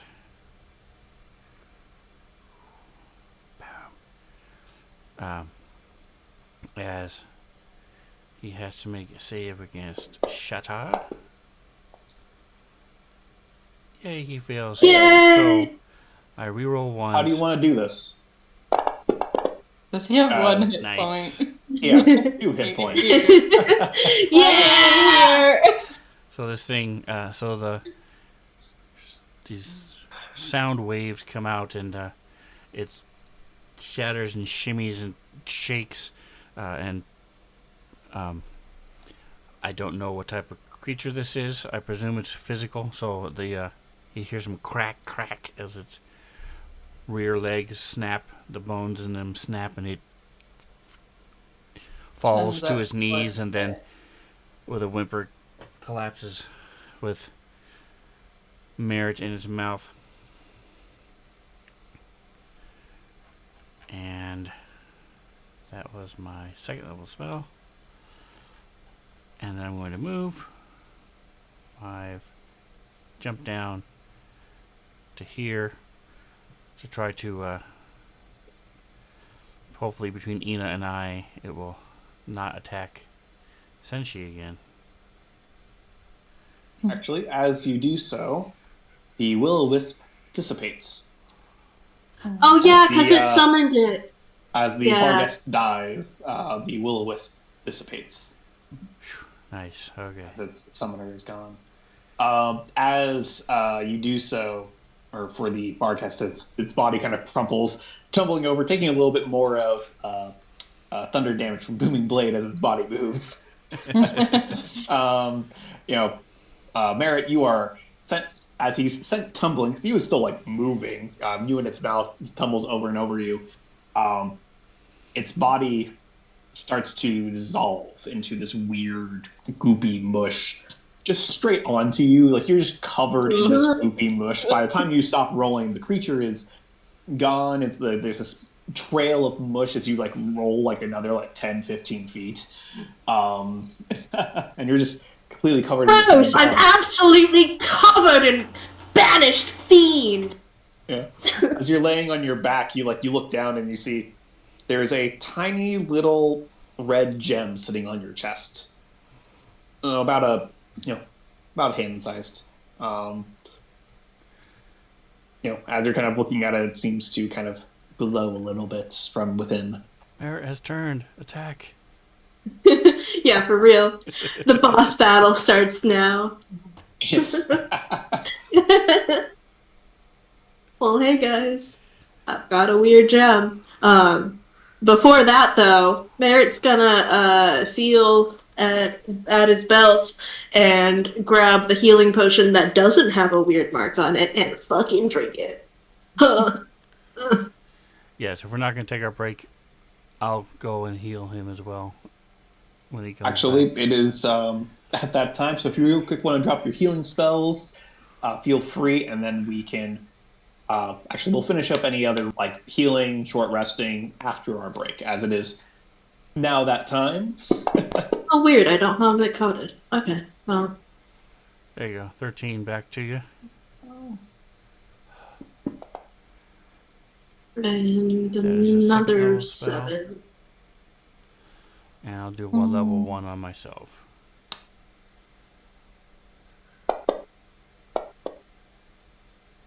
It's a second level spell, isn't it? Okay. Heals a barnacle, okay. Alright, who else? So we're all... I'm gonna cast a third level healing spirit. If you want to get your butt down here, Merritt. I think we will resolve any more healing after our break. So Sure. yeah, we'll be back in about 10 minutes. So we'll talk to you guys in a minute.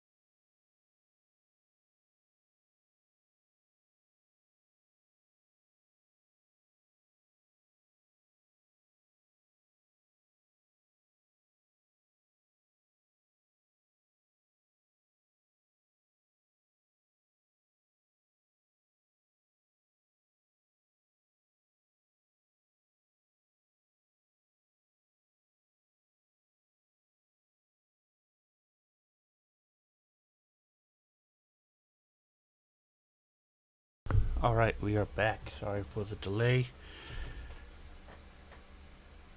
Alrighty. So now that we've leveled, how many pumps on the word of healing thing, spirit healing, do we get? I believe it's 6, but it's 2d6 per. Wow. If I cast Well, it- I'm only wounded for 9 at this point, so you guys should probably use it for yourselves to an extent. Maybe give Senshu. Yeah. Yep. So, yep. Ina is right. If she casts it at a 3rd level, it is 2d6 per, and you get 6 uses of it because of how Yeah, the I already healing marked spirit it goes. off. In case you look and see, wait, you don't have any 3rd level spell slots? I already marked it off. I fireball, I use All right. this. So Both you of want my to third give each of us 2d6 first, and then we'll see who needs it less, more. level. Give one to Sanchi. Give one to yourself.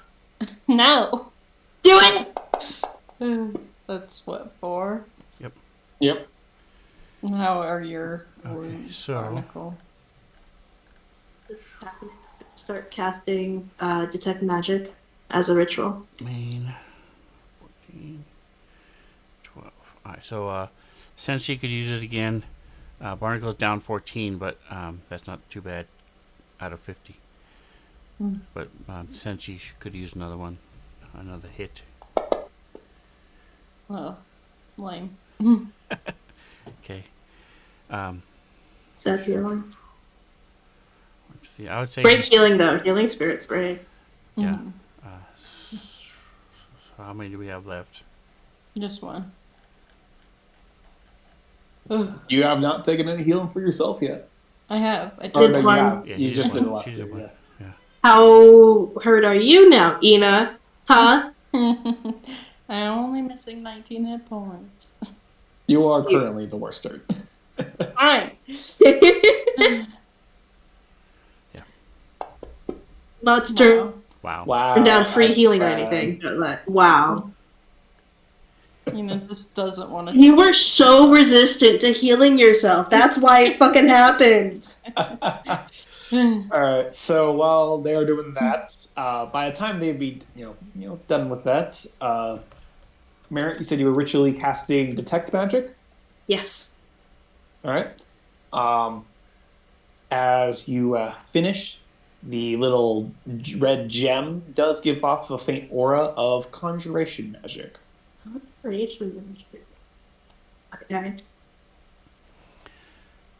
I'd like to fondle it and see if I can detect, see any runes inscribed into it, or Yep. anything like. That give me we'll say an Arcana check, and I'll say with advantage because you're using Detect Magic to kind of help suss out its Yeah, magic. I love rolling at advantage, guys. Woo. Alright. I went to wizard school. I'm good at Arcana. Yeah. In fact, you do know what this item is. It is similar to a spell scroll. This is a spell gem. A little bit different, generally considered inferior to a scroll. But there are slight runes carved into the side of it. For all intents and purposes, it kind of acts as if it was a scroll. However, it's not something you could inscribe into a book because of how it's made. It is a one-use magic item to cast the spell Dimension Door. If it is on your spells list and it's within the levels that you can cast it, you can just cast it from the spell and then the gem breaks and disappears. If it is on your list but higher than what you can normally cast or not on your list, you can make an Arcana check, DC 14, to attempt to cast the spell. On a success, you cast the spell and it dissipates. On a failure, you do not cast the spell and it dissipates, and the gem is destroyed. However, Suck it, nerd! Not only did I keep you from casting the spell, I stole your gem with the spell. Fuck up. I can cast it, so that's cool. Yes. Yeah. What spell is it? As a dimension door. Okay. Dimension door. Yeah. Yeah. As a follow-up note, if the casting is interrupted, as in counter spell, the spell's gem is not lost. So I stole this spell! That's fucking amazing. I love that shit. Hey, Sven. Thanks for reminding me about counterspell. I wasn't scrolled down all the way in my active page, so I didn't see that I had it. So, thanks. Yeah. Also, just as a nice little tidbit, because you rolled so well last time on your Arcana check for the Barghest, you are aware that the fiend is actually not dead. It's just been banished back to its banished, end plane. right? Yes. We'll have to find some other way back to the material plane, and there's not a whole lot of openings as far as you're aware. But it did also have that branding, so I guess we'll have to wait and see. This totally won't come back to bite us in the butt. But yeah, no, you have this spell gem with Dimension Door. If someone would like to take it, it is a rare item. It is on the lower side for cost wise. I think I'm the only one here that can cast it. I believe so as well. As far as I'm aware, it's not on the. I know it's not on the druid list. I'm pretty sure it's not on the cleric list.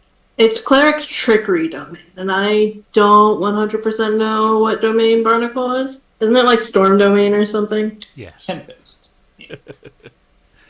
I'm like, it's something along those lines. He leans really heavily into it.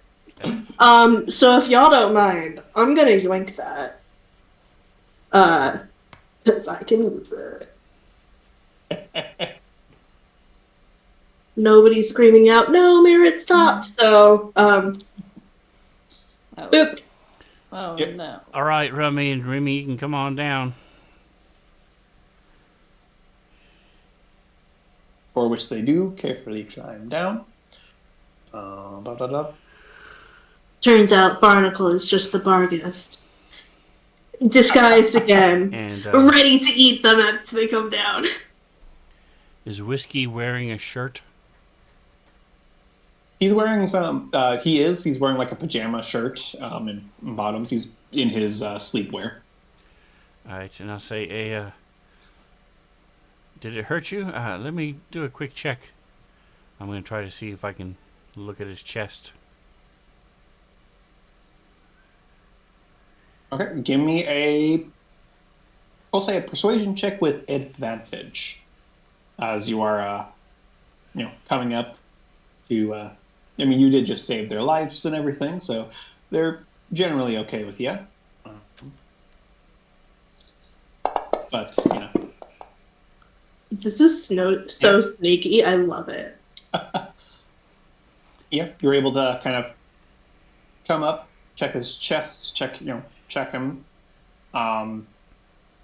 You do not see any unusual marks on his chest underneath his shirt. It does look like he has a couple of little scrapes on his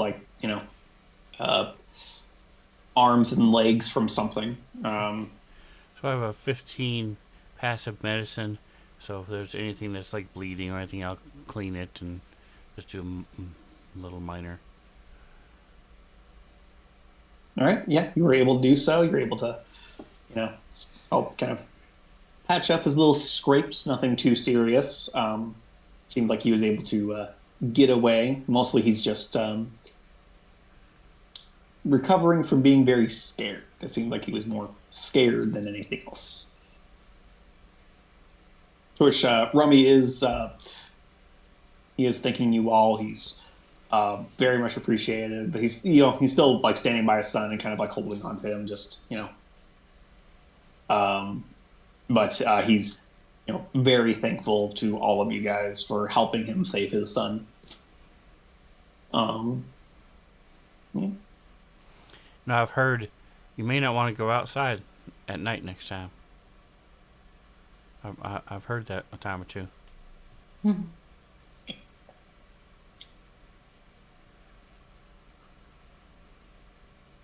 didn't want to. I just found. I knew when I found that my body was moving on its own. No, fuck that.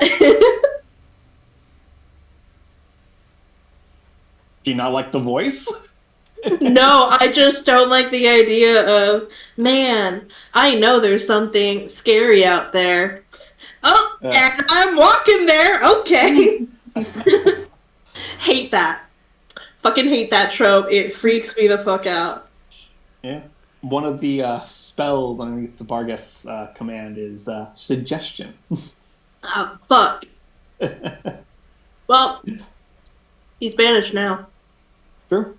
And as you guys all start making your way back towards Rummy's place, Rummy has his son up on his shoulders, kind of like carrying him.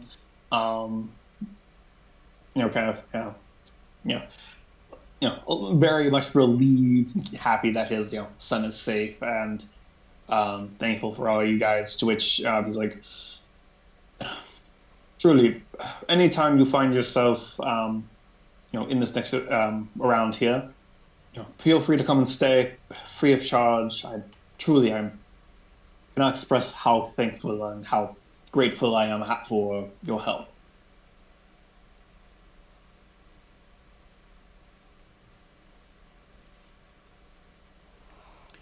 We appreciate that. When you get a chance next time you're in the city, make sure that you give a couple coins to Agdar for sending us your way. I very will have to. We'll have to. All right. And with that, you make your way back to the inn. And with that, we take a short rest. Right, guys? Please, I have 2 spell slots. We're taking a short rest. Right, guys? I mean, we can, for sure. Yeah, short rest. Able to take your nice little short rest, which I'll just push it to you guys. Feel free to roll any hit dice as you wish. Wow. So how many do we restore over a long rest? Half of your hit dice. But we're level 5, so is it rounded up or down? Down. Okay. So 2. Well, I can still use 2. It's fine. Oof. It's fine. I'm only missing 2 hit points. I was just hoping I would be maxed out. Man. I'm so glad that y'all said something about being level 5, because, I'm like, oh shit, I should fix my cantrip damage. And then while I was at it, I'm like, oh shit, I should have fixed all my spells damage, because I cast them at 3rd level.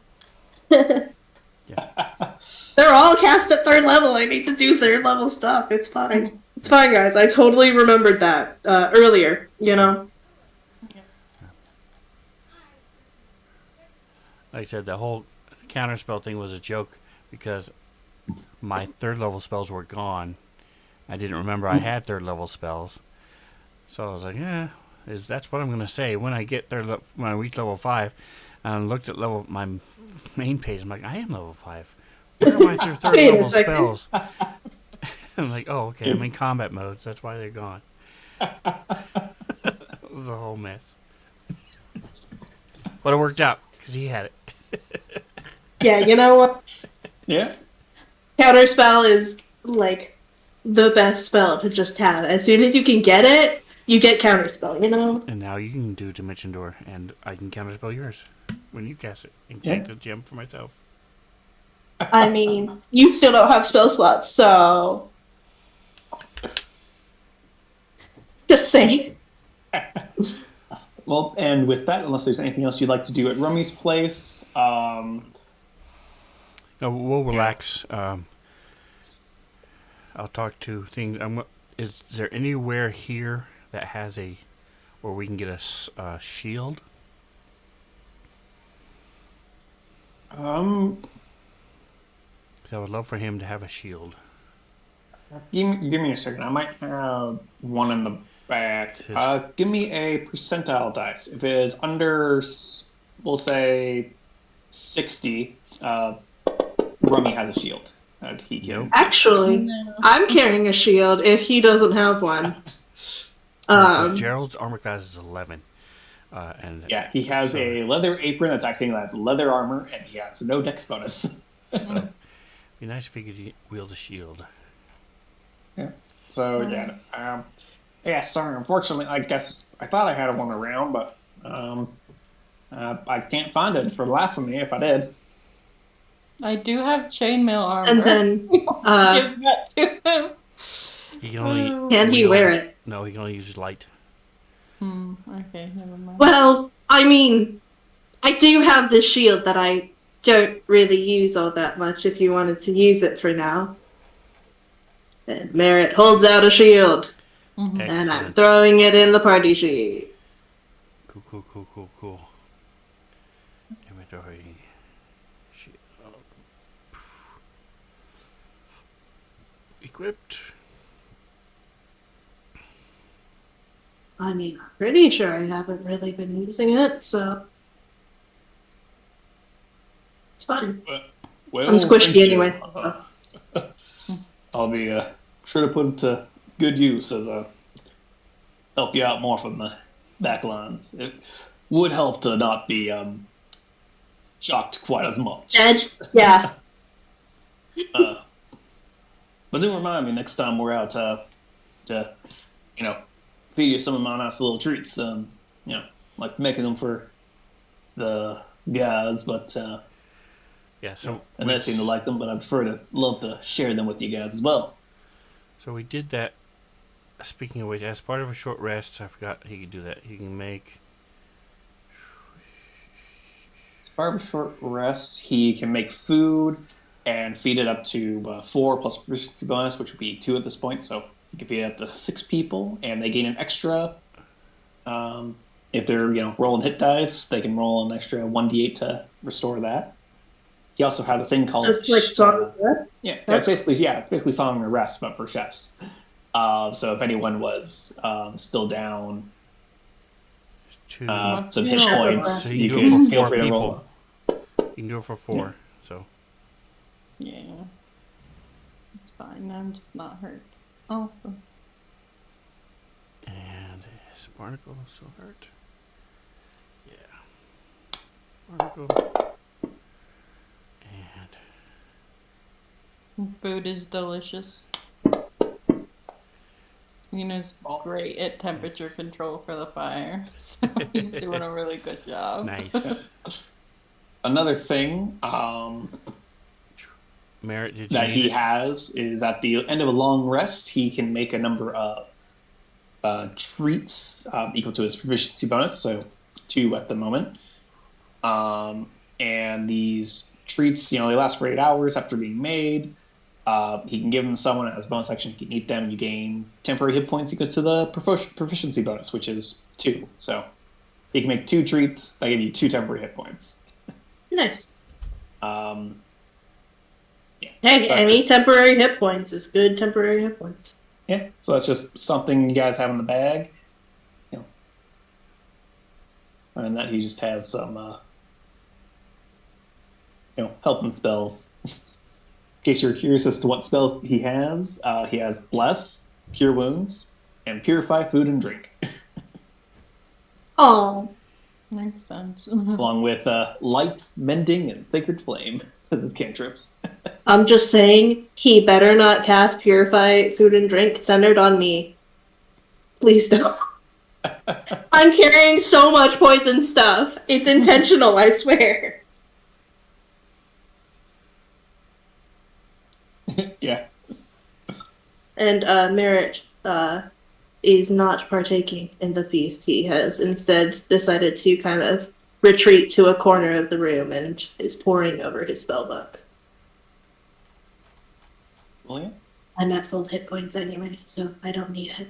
Alright, So Nice. he'll give the 2 trees that last until temporary hit points last until a long rest. So he'll give it to Ina.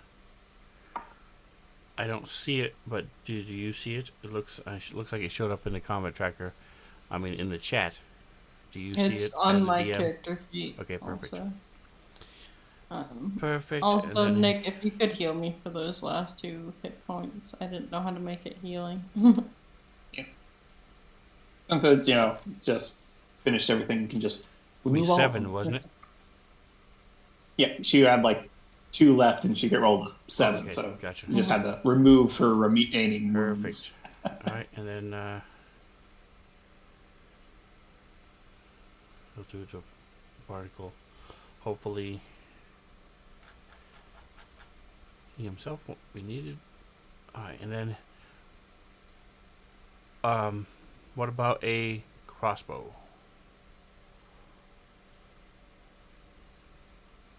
Any chance that there's one in lost and found? Or there's an old I'd say same farmer. chance, 60%. Okay, we'll let him roll it this time. Oh, would I've been able to retrieve crossbow Nice. bolts while we were in the clearing? Just thought about that. Yep. You can receive half of what you shot for, no roll. Nice. All right, so he has Cool. I mean, I shot twice, so. Sacred So Flame. I guess you got 1. So he doesn't need it, but anything beyond 60 feet, he can now shoot. Excellent.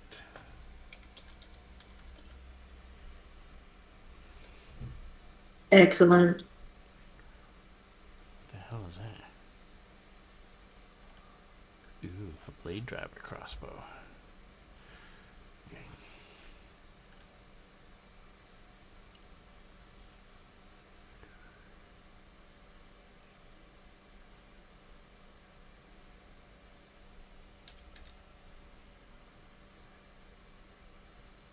He doesn't really say anything, but I just want to give you guys a little look behind the curtain. Merritt is absolutely like, his thoughts are like along the lines of, damn, we did so good fighting that fiend. I'm gonna get a good grade in Warlock, in being a Warlock. Look, my patron's gonna be so happy about this. Nice. Speaking of which, Merritt, while you're pulling your spell book, Ooh. you find Matt.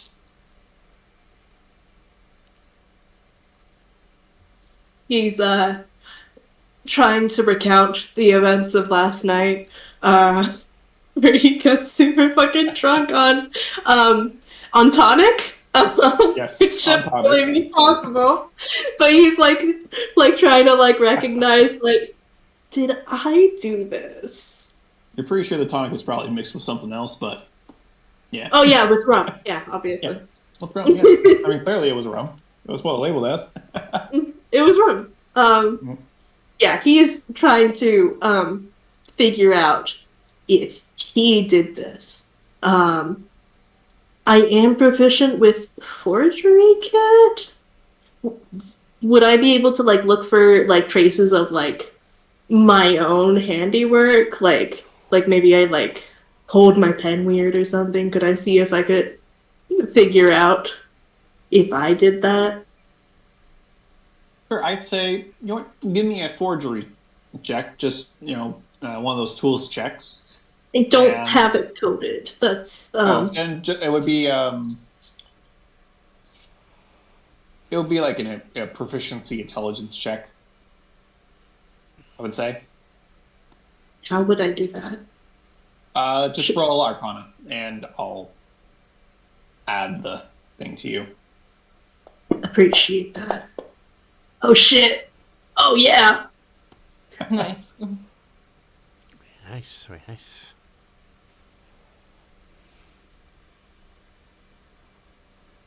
All right. You are certain that you did not make this. In fact, as you're like looking at it, there's like a lot of the brushstrokes, like they almost like someone drew it from like the other side of the page. Cool. I mean, like Mantha figured that was it, but like, Yeah. oh no, Merritt's still hungover, so. Yeah.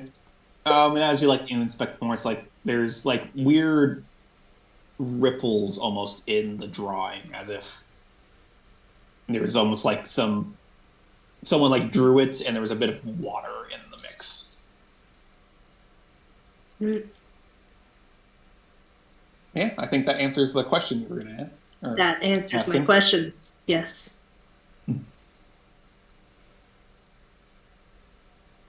All right. And with that, if there anything else you guys want to do here at Rummy's place, or feel free to start your journey again. Where are we going again? Yep, What's we the will. place called? Scale Cliff. Scalecliff Town. Okay. Um.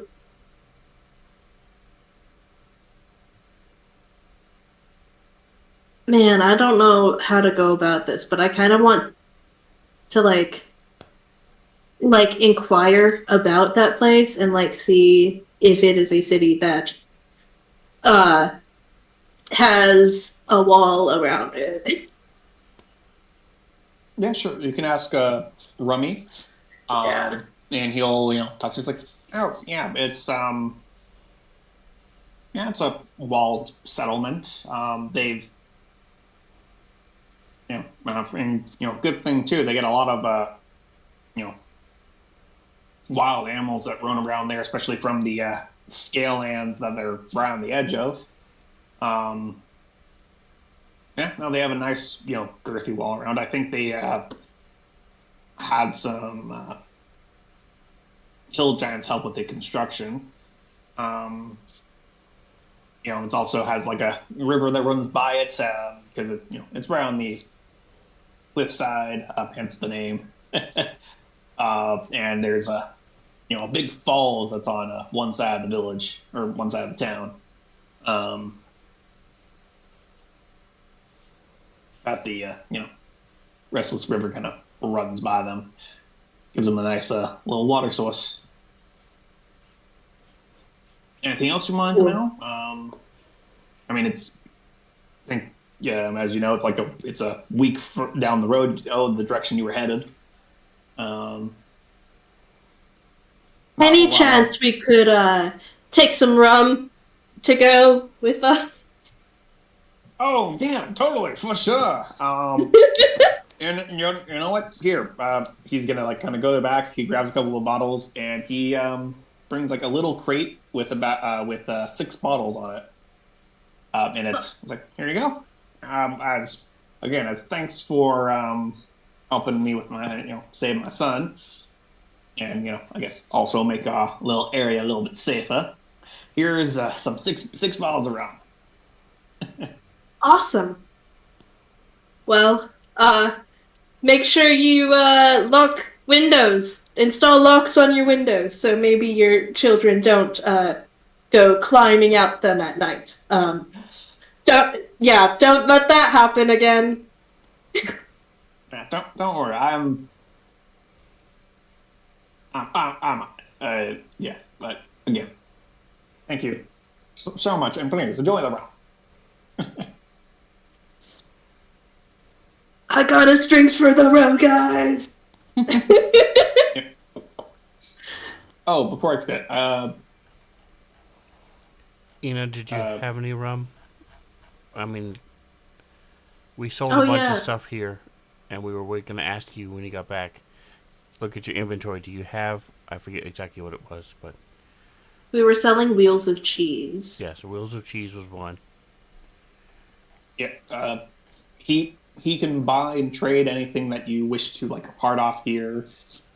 He doesn't have a whole lot of stock. There's possibly he might have a couple of random things like we were rolling for earlier, but he'd be more than happy to buy some stuff off your hands if you wish to sell. We have a decorative chanfron for a horse. It's a fancy headpiece for a horse. Oh yeah, we do need to pick up our horse. It was supposed to be ready this morning, and we fought a shapeshifter fiend instead. Yeah, I'm sure Jared has him, fine. He's just down the road about 15 minutes or so by the horse round. I'm, I'm sure he'll be understanding. You could display this on his wall, and people would come from miles around to come see the chamfron. Look how decorative it is with flames. It'll Ooh. remind you of Ina. You can have sweet dreams of Ina. The lovely spearbug to a 3 year in. I did list. Okay. Yeah, I'd say give me a persuasion check with advantage. Just trying to sell it to him. Oh, it didn't. I forgot. Wow. Wow. Yeah, I mean, It does look it cool. is super nice. I'm only going with my decor, but I'm sure I can make it fit. Plus, you could pour rum into it, and then it could be a fancy Ooh, I can make it decanter. into a. Yeah, I could. You know what? That's exactly what I'm going to do with it. Yeah, he will buy it off your hands, but he'll only buy it for uh, 35 gold. Deal. I'll put it. You want me to put it in a party sheet, or just delete it? Just delete it, and just add the. I'll throw the for now. I'll throw all the gold that you guys are getting in here. Or, nope, that should be a.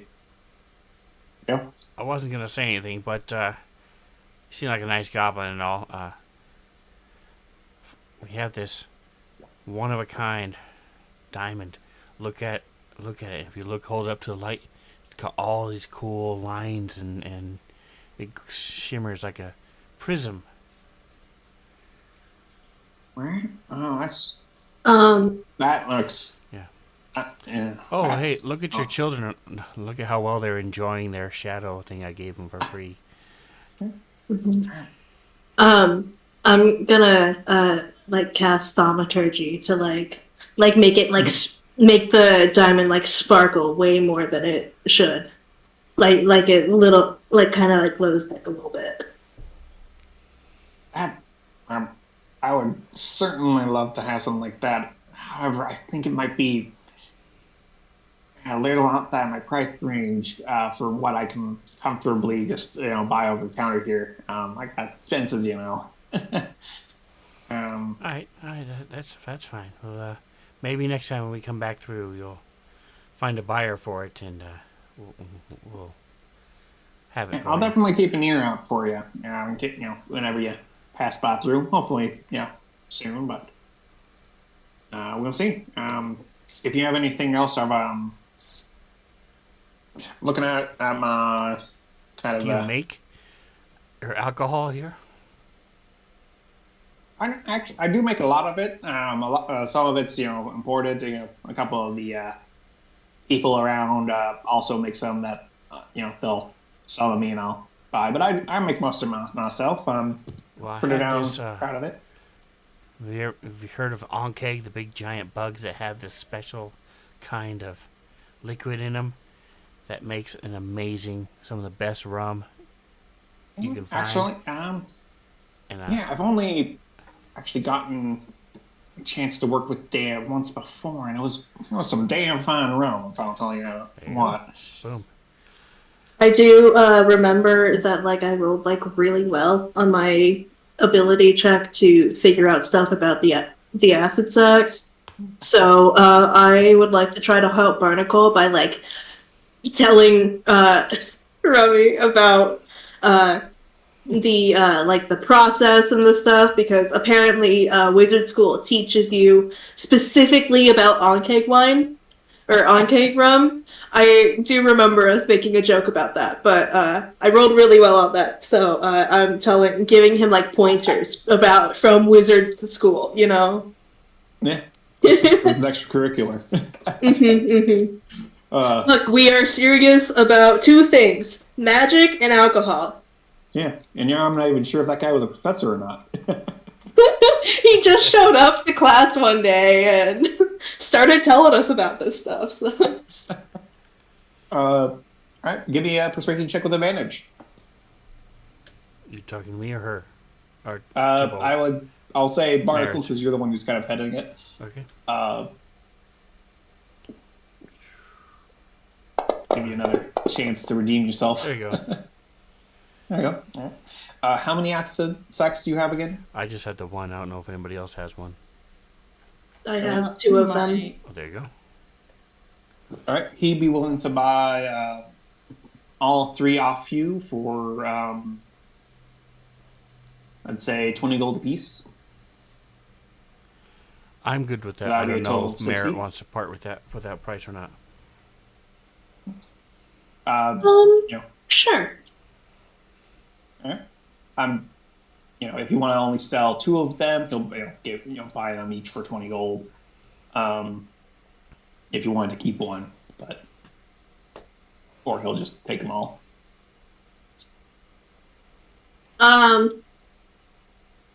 Man, I'm just gonna keep collecting crap. I'm gonna sell both of them.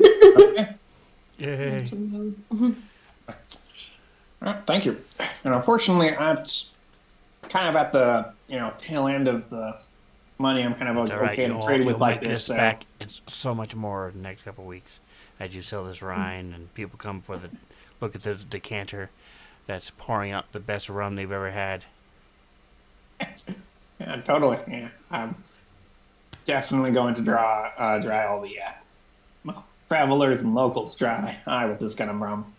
And think about how much money you're going to save now that you don't have to stock up on cheese next time Cud comes around. Yeah. I might still have to buy at This least is an one off of investment. him. I don't like seeing him sad. You can never have enough cheese. True? Mhm. True? Yeah, there was one time where I was just completely full and I wasn't gonna buy anything, but then he gave that face, like a big child that's pouting, and I had to buy at least one off of him. He's a good guy. He lost a couple of his cows, so. Oh no! But you can tell him that you saw some of his good friends come by on our travels. I'll certainly talk to him about it next time he swings by. Though we aren't due for good. And all Well, if that he keeps to his usual schedule, at least few weeks. all that gold is for the party, so to drop it in the party sheet and share it. I didn't add it to myself or anything, so. Yep. So far, I've been just adding up all the gold. You're currently sitting at 96. I was just carting that stuff around. It's not for me. Okay. That's all I and with had. that, he's kind of tapped out on trading money. So I will pass out the remaining gold. Nice. Nice.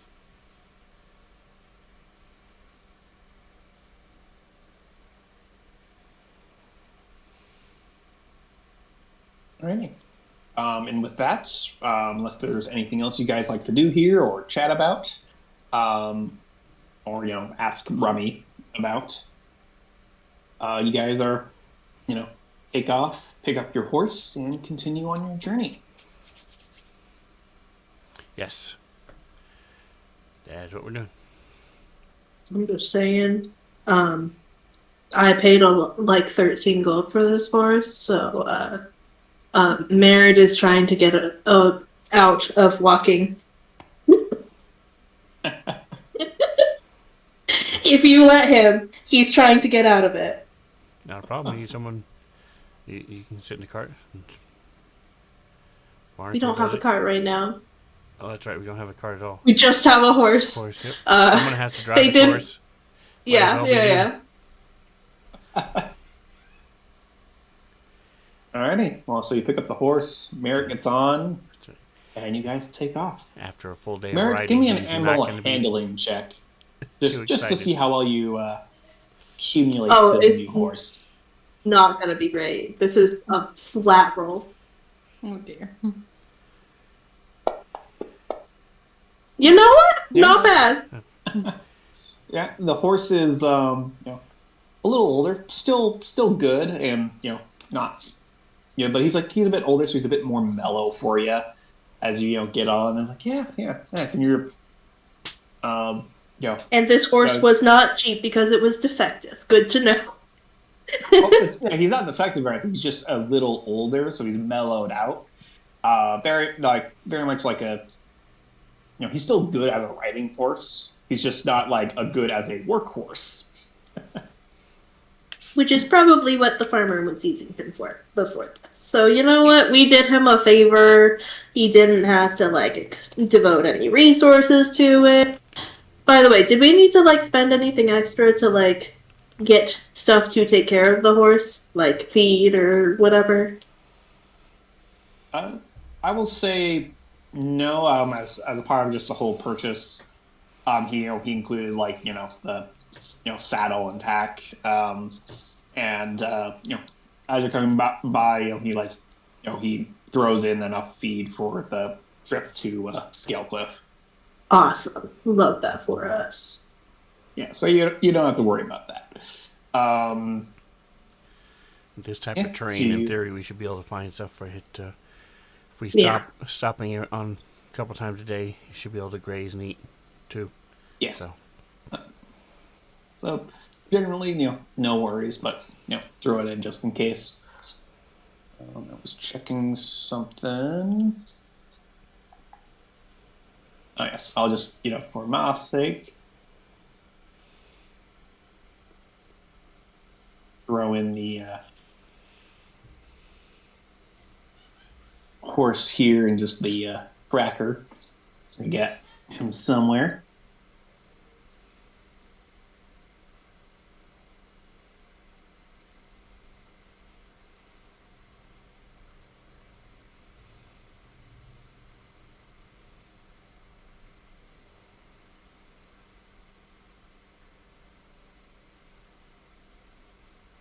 Oh, there's not a whole lot of difference. This is technically a draft horse and not a riding horse.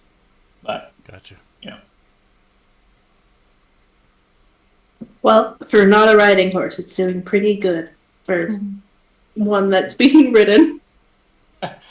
Basically, the only difference is he actually has a few more hit points and he's a little stronger. Yay!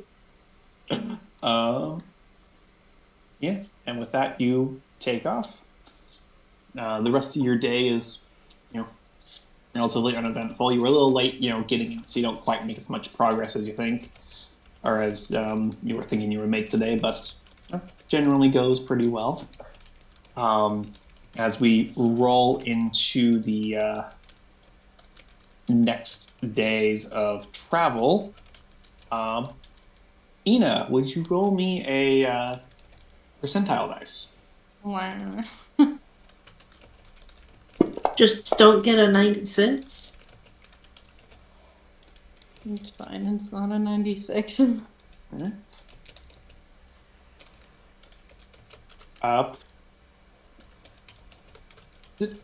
Today has some decently fair weather. As you are, traveling. Not even a cloud in the sky, as you're just, walking along the nice little day. Only thing of note is at a certain point, as you're kind of walking around, you notice just in the middle of the road there seems to be a little circle of mushrooms kind of growing. I mean, somehow not trampled.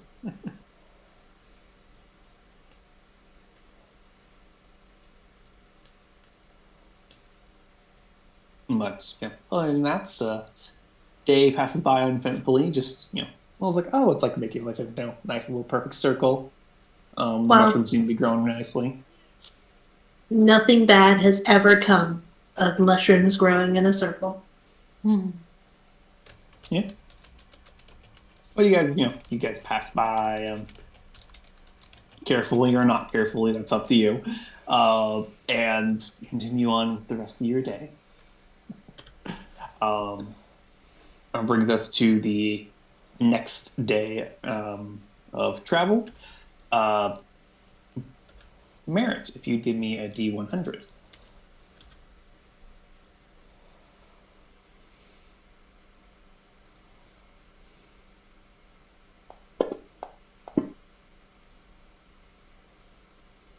Okay. By the way, whenever we do end up getting close to the city, Merritt is specifically keeping an eye out for a hut surrounded by trees. All right, I'll keep that in mind. With this, at about just afternoon, so like you guys have stopped and had your lunch, and continued on your journey.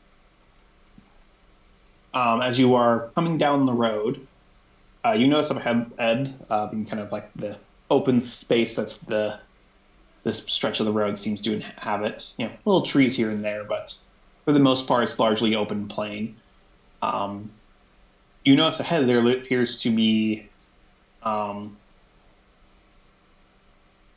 there appears to be a scene of carnage as there's a lot of bodies kind of strewn about just on either side of the road, on the road, kind of out in front of you across a good open field area. How sore is Merritt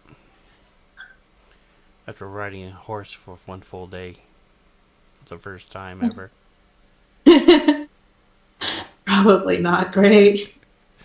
Merrick, give me a Constitution saving throw. Because I'm going to say, everybody say, Ian and I will go check this out.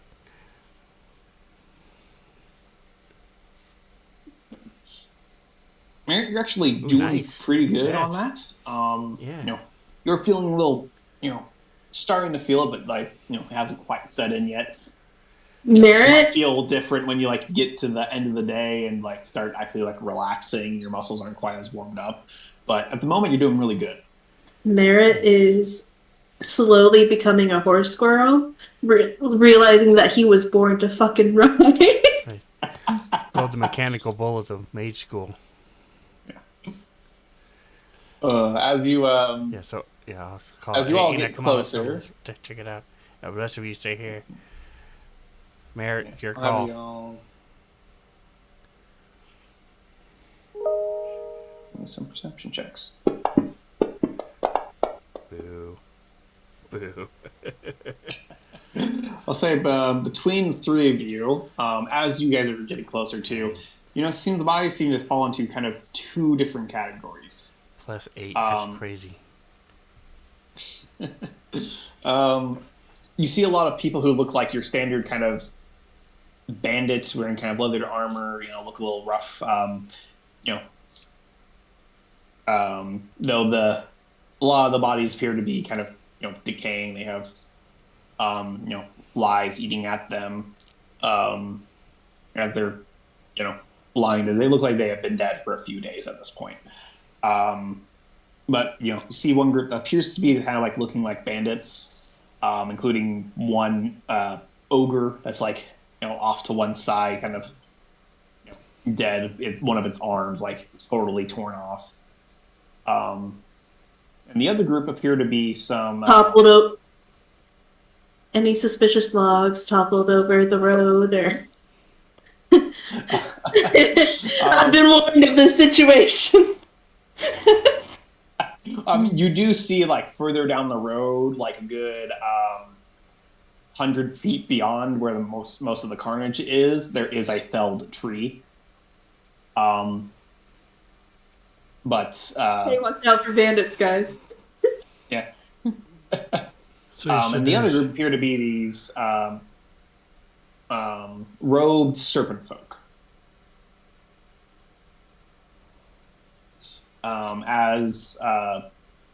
Barnacle and Ian, as you two get closer, you kind of roll one over and you see a couple of them appear to have that heart tattoo over their chest. You said there was an ogre with the initial group? Yes, it appears to be an ogre. It's a little unclear, I guess, as to which side he would have been on, but as appears to be there's robed serpent folk, and then there's kind of what appear to be mostly human, but kind of bandits. You see one orc, one hobgoblin who's just dead. Okay. And you see an ogre who's just off on one side, dead on his side, one arm kind of torn off. And what's in an immediate 100-foot radius around us? Is there lots of bushes and trees? Is it open? It's mostly open. There's a few trees. Here, I can actually give you a good visualizing map. Maybe you'll give me a second. It's quite large, which is kind of why I didn't initially share it. But Nice. By the way, Merritt is dismounting the horse, but he's not following Barnacle and Ina. all right, I'll share this map with you. Oh, Can nice. zoom out a Okay. little bit, but this is largely the area you're in. Their bodies kind of strewn about where you're at. And we have the rest of these guys. And does it look like, are there any mounts? Yeah, you do see a couple of dead horses as well. Okay. There are significantly fewer mounts than there are people. Right.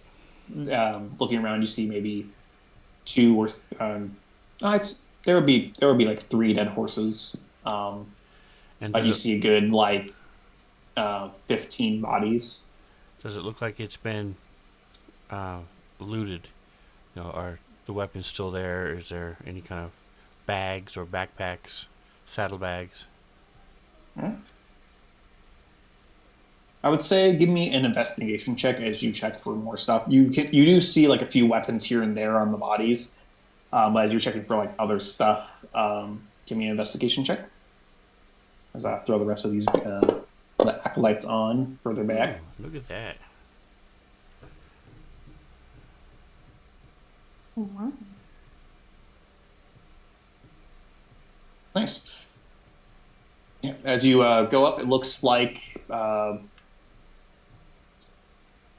you check a few of the bandits. They don't.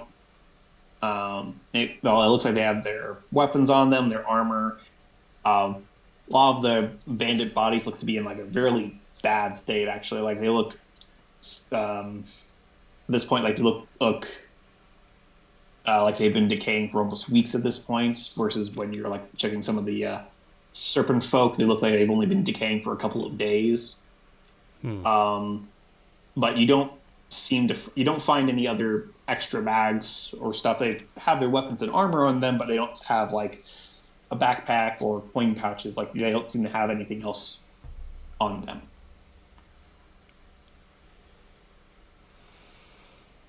I will at this point, however, point out a trinket that I did give you a while back. Speak with dead thing.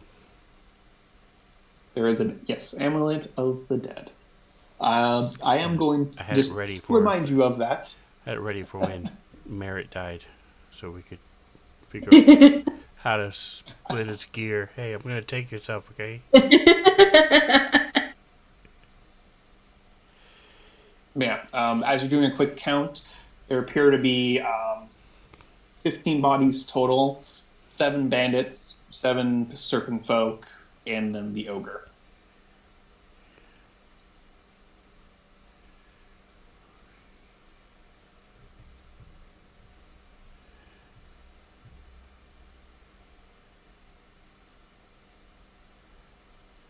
So can I do any kind of? Yeah, actually, I would. I just don't think I would know. I never seen anything like this before, where you've got some people who've only been a few days dead, and others who looks like they've been weeks dead. Have you ever seen anything like this? Hmm. I mean, I don't think so, but I tell you for sure. She'll probably shake her head no. Unless you have something to say. Yeah. I would say between the two of you guys, give me either.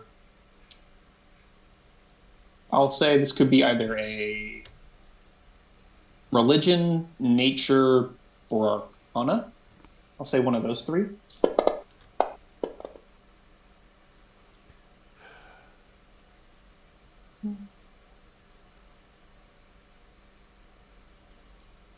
And I'll say, Merritt, if you want to hop in on that as well, you can. All intelligence rolls. That's so rude. I mean, that's what it is. You said religion? Arcana, religion, or Arcana. nature. Oh, I didn't need to drop well. one power, did I? Oh.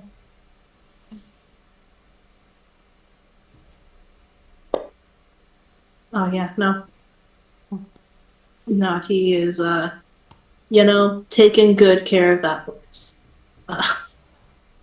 Okay.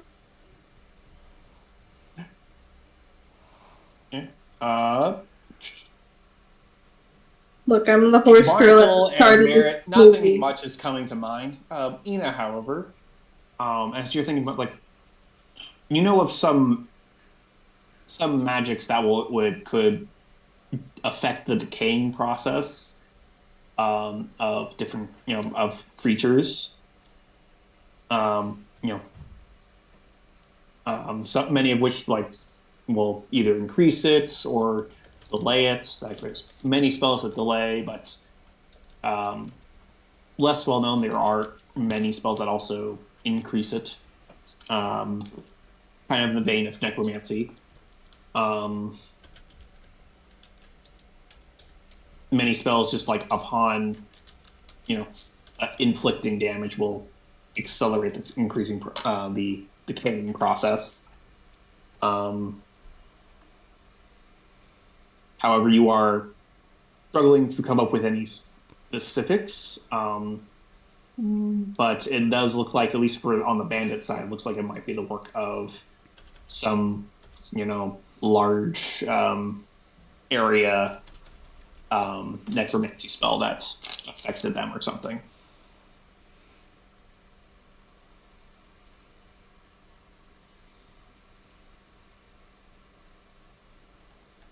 Hmm.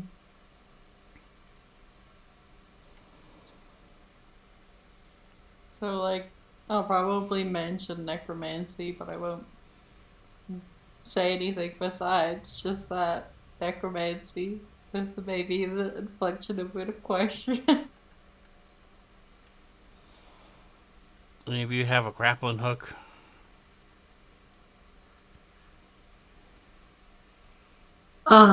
Maybe? Probably not.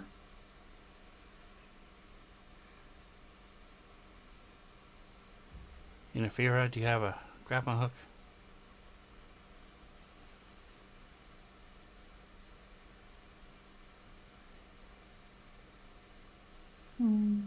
That's a no for Maren, by the way.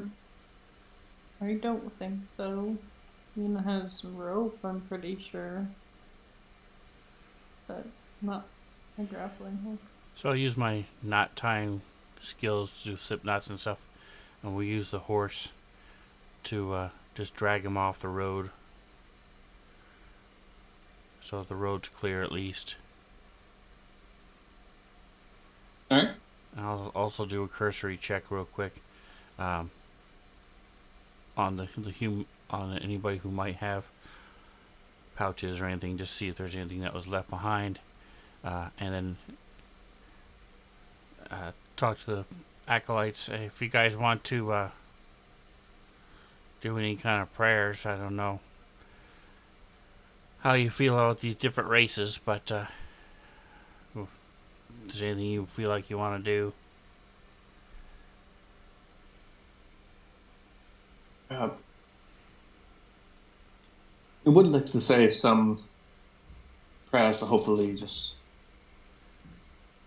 ease their souls into the afterlife and help ingratiate themselves into the cycle of nature. But other than that, we don't have anything pressing unless you'd like us to help with anything.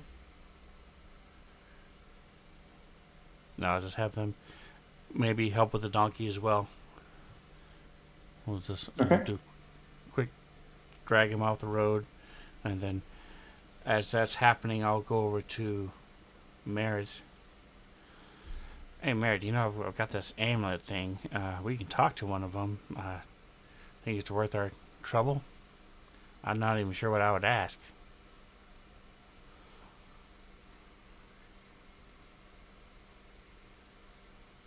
I mean, first off, do did you see whether or not these were like the followers? Did they have any suspicious crystal heart tattoos or letters or The serpent anything guys like have the heart tattoos, and Ina said necromancy is involved. Okay, well,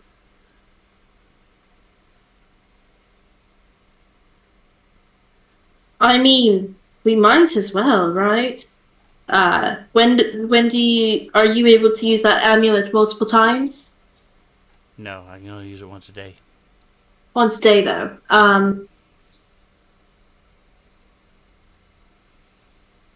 We might as well, right? But let's take a look and see which of these guys might be more open to talking.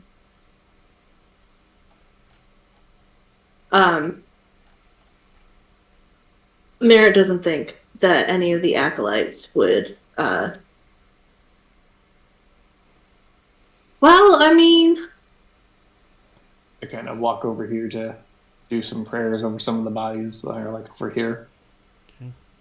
I could like shapeshift into clay, and Do I know if giant that? Would I know that giants? I'll get it right here. Here we go. Ready? Here it is. Would Barnacle know that ogres speak giant? I would say Because he does speak giant. yes. Okay. I can also talk to the ogre, but he also seems really old compared to the other bodies, so I think that has to do with the necromancy. So I'm not sure how helpful he would be. That's a good point. Do you speak goblin? Because there's a bunch of goblins and hobgoblins here. I mean, given 10 minutes, I can speak anything. Because I can ritual cast comprehend languages. Not. Did you say there were any kobolds? I don't remember. Nope. There's Okay. there's an orc. You see one orc amongst the bandit people. You see a couple of hobgoblins, and the rest look to be human.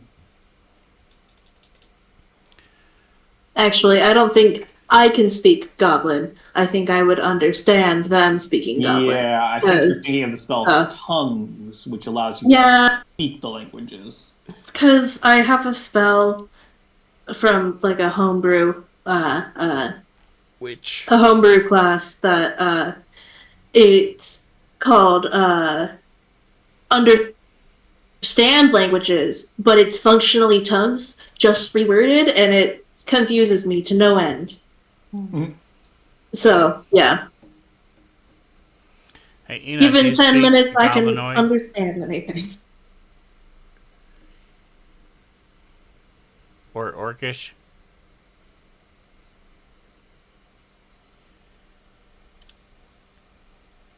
Ina, do you speak the languages? I think he was asking you. Sorry, I just heard Orcish, and no, I do not speak Orcish. What about Goblinoid? I have Draconic, Elvish, and Giant. Okay.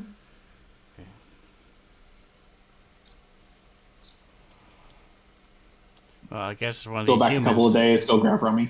I guess it's one of the humans then.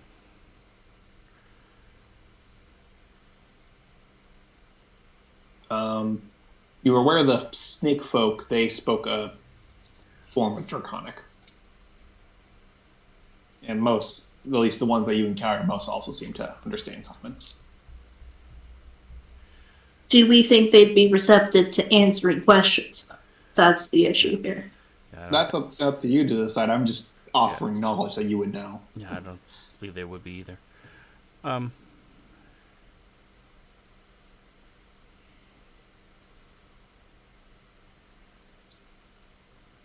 Alright, so I'll go up to one of the humans and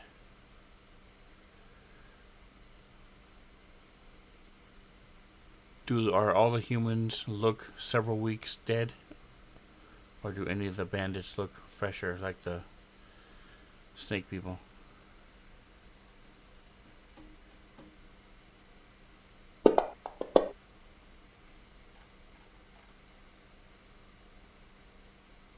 You do. Well, all the bandits do look to be like much more decayed than and the rest you do find one. It looks to be like the remnants of some slightly nicer armor. That looks to be in the best condition. He still looks like he's at least a couple weeks in, but he does like into the decaying process. But he does still look like he's mostly, or he looks to be the freshest, I guess, or The most the most important together. maybe person there, maybe. Yes, he does also look that, but he also looks like the one who's probably the most, has the most ligaments still in there.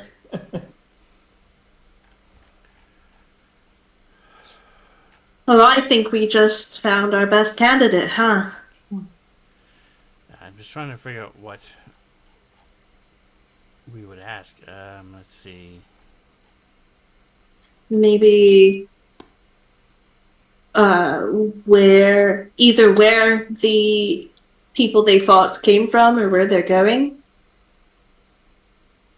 The cultists, I mean.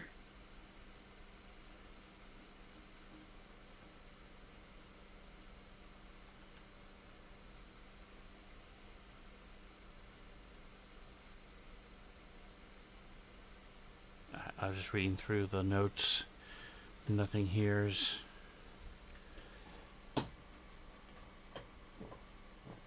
You could do. You could be Mayor Shield as we ask these questions.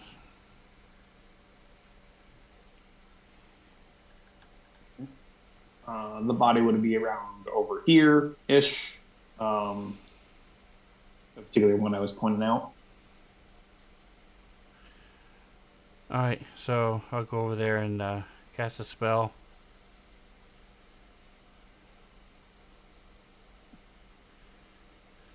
All right. Where do you see yourself in 5 years? No. What would you say your greatest strength is? So I'll ask it. Hey, I'm Barnacle, trying to help make sense of your death and avenge you and your comrades here. Looks like you all were attacked by a bunch of these priests.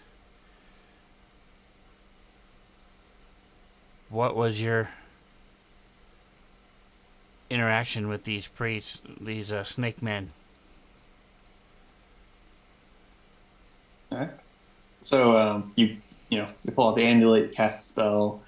There's like a little skull on the amulet, and like from its mouth, this little like green mist kind of pours out and fills up the skeleton or fills up the decaying corpse as he kind of sits up, animated by the spell. And you ask Bells like,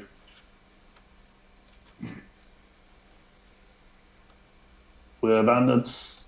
We confronted them, tried to take their stuff. They fought back. And this is the result.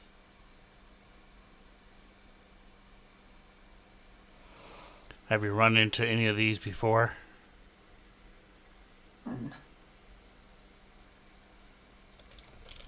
I've met a few snake folk back in my day. A weird thing them traveling as they were, but especially with the company they kept. But yeah, I met them. When you were fighting them, did you see a man looked like he was made out of dirt? One of them earth genasi? Yeah, he gave us the most trouble. Second to the cobra hat and cobra snake folk.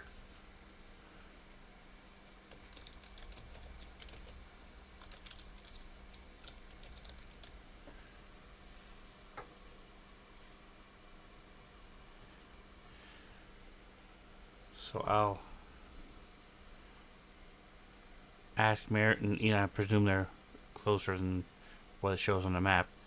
Well, make sure you don't ask I us will too close to that guy. wave them over.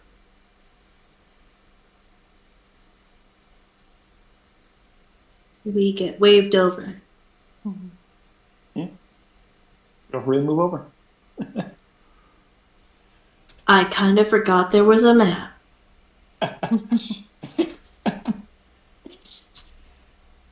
Well, I've asked him 2 questions. I have 2 questions left.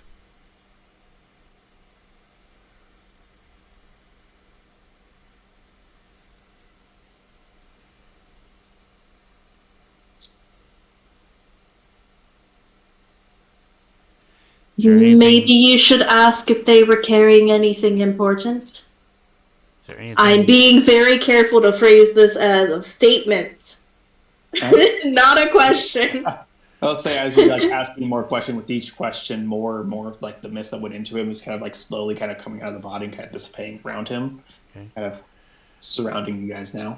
Is there anything important that you feel like you need to tell as you pass on?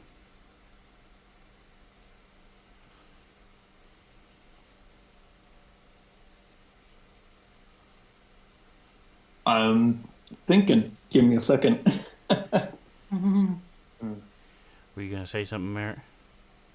I'm just thinking, asking them when they died might also be helpful. I'm not asking it, I'm letting you ask the questions, but... Yeah,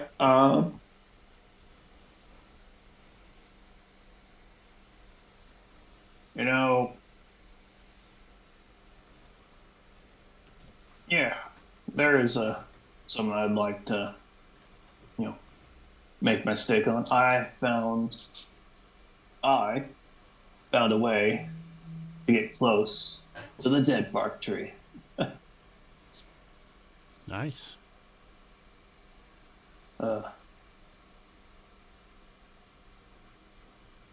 Then he doesn't say it. He's gonna make me ask. These are my last questions.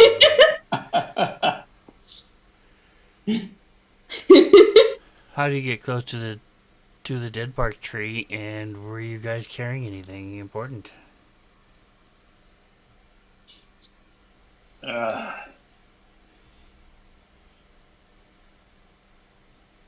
That's really 2 questions, but...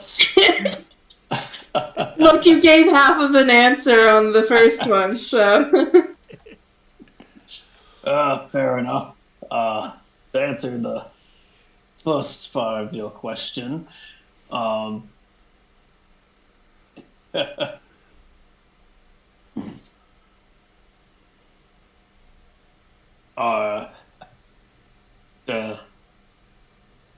make it simple. At our hideout, I drew a map that takes you down the safe pass. But you're also going to want some what's the plant name? He's not forgetting the plant name, I'm forgetting the plant name.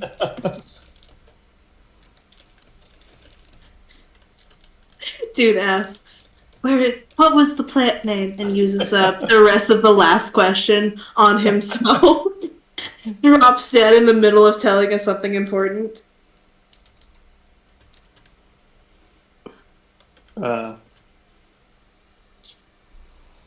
You need to make sure you bring a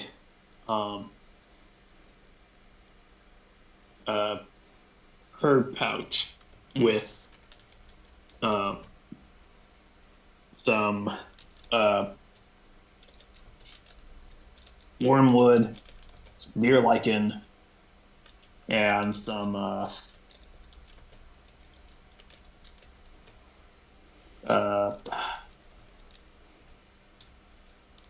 something moss. What's the moss? Sorry, I'm looking for the name of that moss. Look, being dead affects your memory a little bit.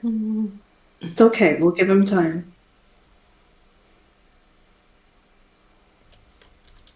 Some fluxweed moss.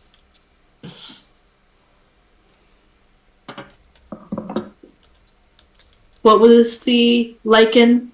What was the first word of that? I believe it was, as I just put it away. Oh no, I'm sorry. I heard like deer lichen, but I don't think that was the correct thing. I think it actually was. Yeah, no, it is deer lichen. Oh shit! Cool. Yeah. Uh, deer lichen, wormwood bark, and last part. Hold on, different page. Fluxweed moss. Sorry, Nick. Yeah. That's Yeah, my it's in bad. my- It's like I should have waited. It's in a Nick is awesome note as I well. appreciate that. Remind me again what the second half of the question was. And were you carrying anything important?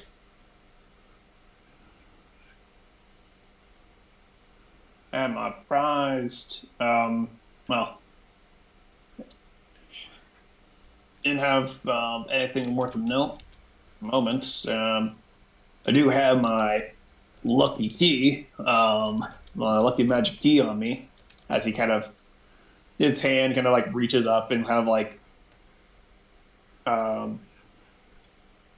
fills around with his what like the remnants of his kind of like and he pulls out what looks to be a brass key. It's like, yeah, this got me out of a few jams.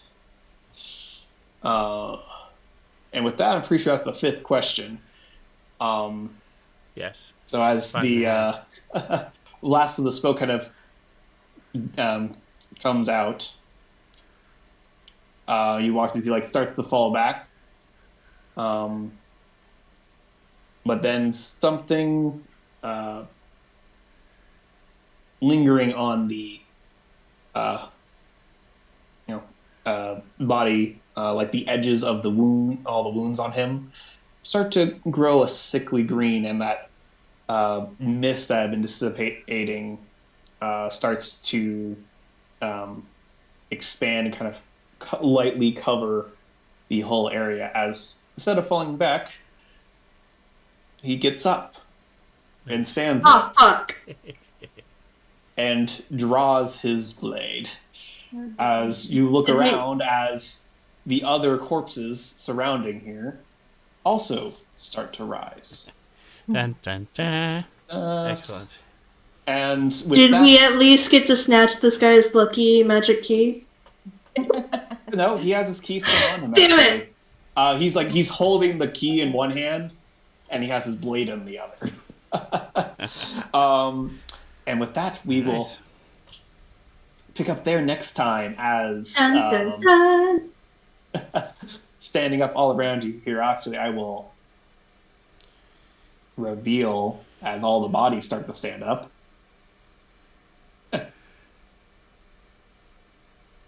Very nice. Very cool. Well done. Yeah. Ogre zombie. Okay. That's fun. That's fun. Sure, glad we got to have a nice conversation with this guy first, though. Yes. Alright. Some Cool. yeah. Well, Some thank more you. very fleshy skeletons and some more fleshy snake folk zombies. And I realized we have a powerful amulet, so we could recapture this thing. Go into a cemetery and ask some questions and just leave. An army of zombies come pouring out. Alright, well, Nick, thank you so much. Thank you for DMing. Yep. We'll pick up here next month. That is right. So next month, I don't think anything odd or unusual is happening, to my knowledge yet. September. Click. Yes. So there's only one Thursday, so 1/4. There's not a 5th, I should say. I can't English very well tonight, but Sunday we have a special one shot of Savage Worlds role-playing game. It's a lot of fun. And so come check that out from 5:30 to 8 Pacific Standard Time. Barbania, who rated us earlier, he's going to be the game master. We also have a guest player as well. So come check them out. It should be a lot of fun. Also, Kita, who hasn't played in a long time, she will be joining us. And going forward, every other week, we'll be starting a brand new Starfinder campaign. So that should be interesting to check out. And our Dawn of Flame campaign also on Sundays, on the alternate Sundays that we don't do the new stuff. Wednesdays, we have our late night campaign. And next week, we'll be back with our Heroes of Nashkel. So stay tuned, like, subscribe, and whatever else you do, enjoy the rest of your day. Say goodnight, guys. Good night, guys. Uh, Right.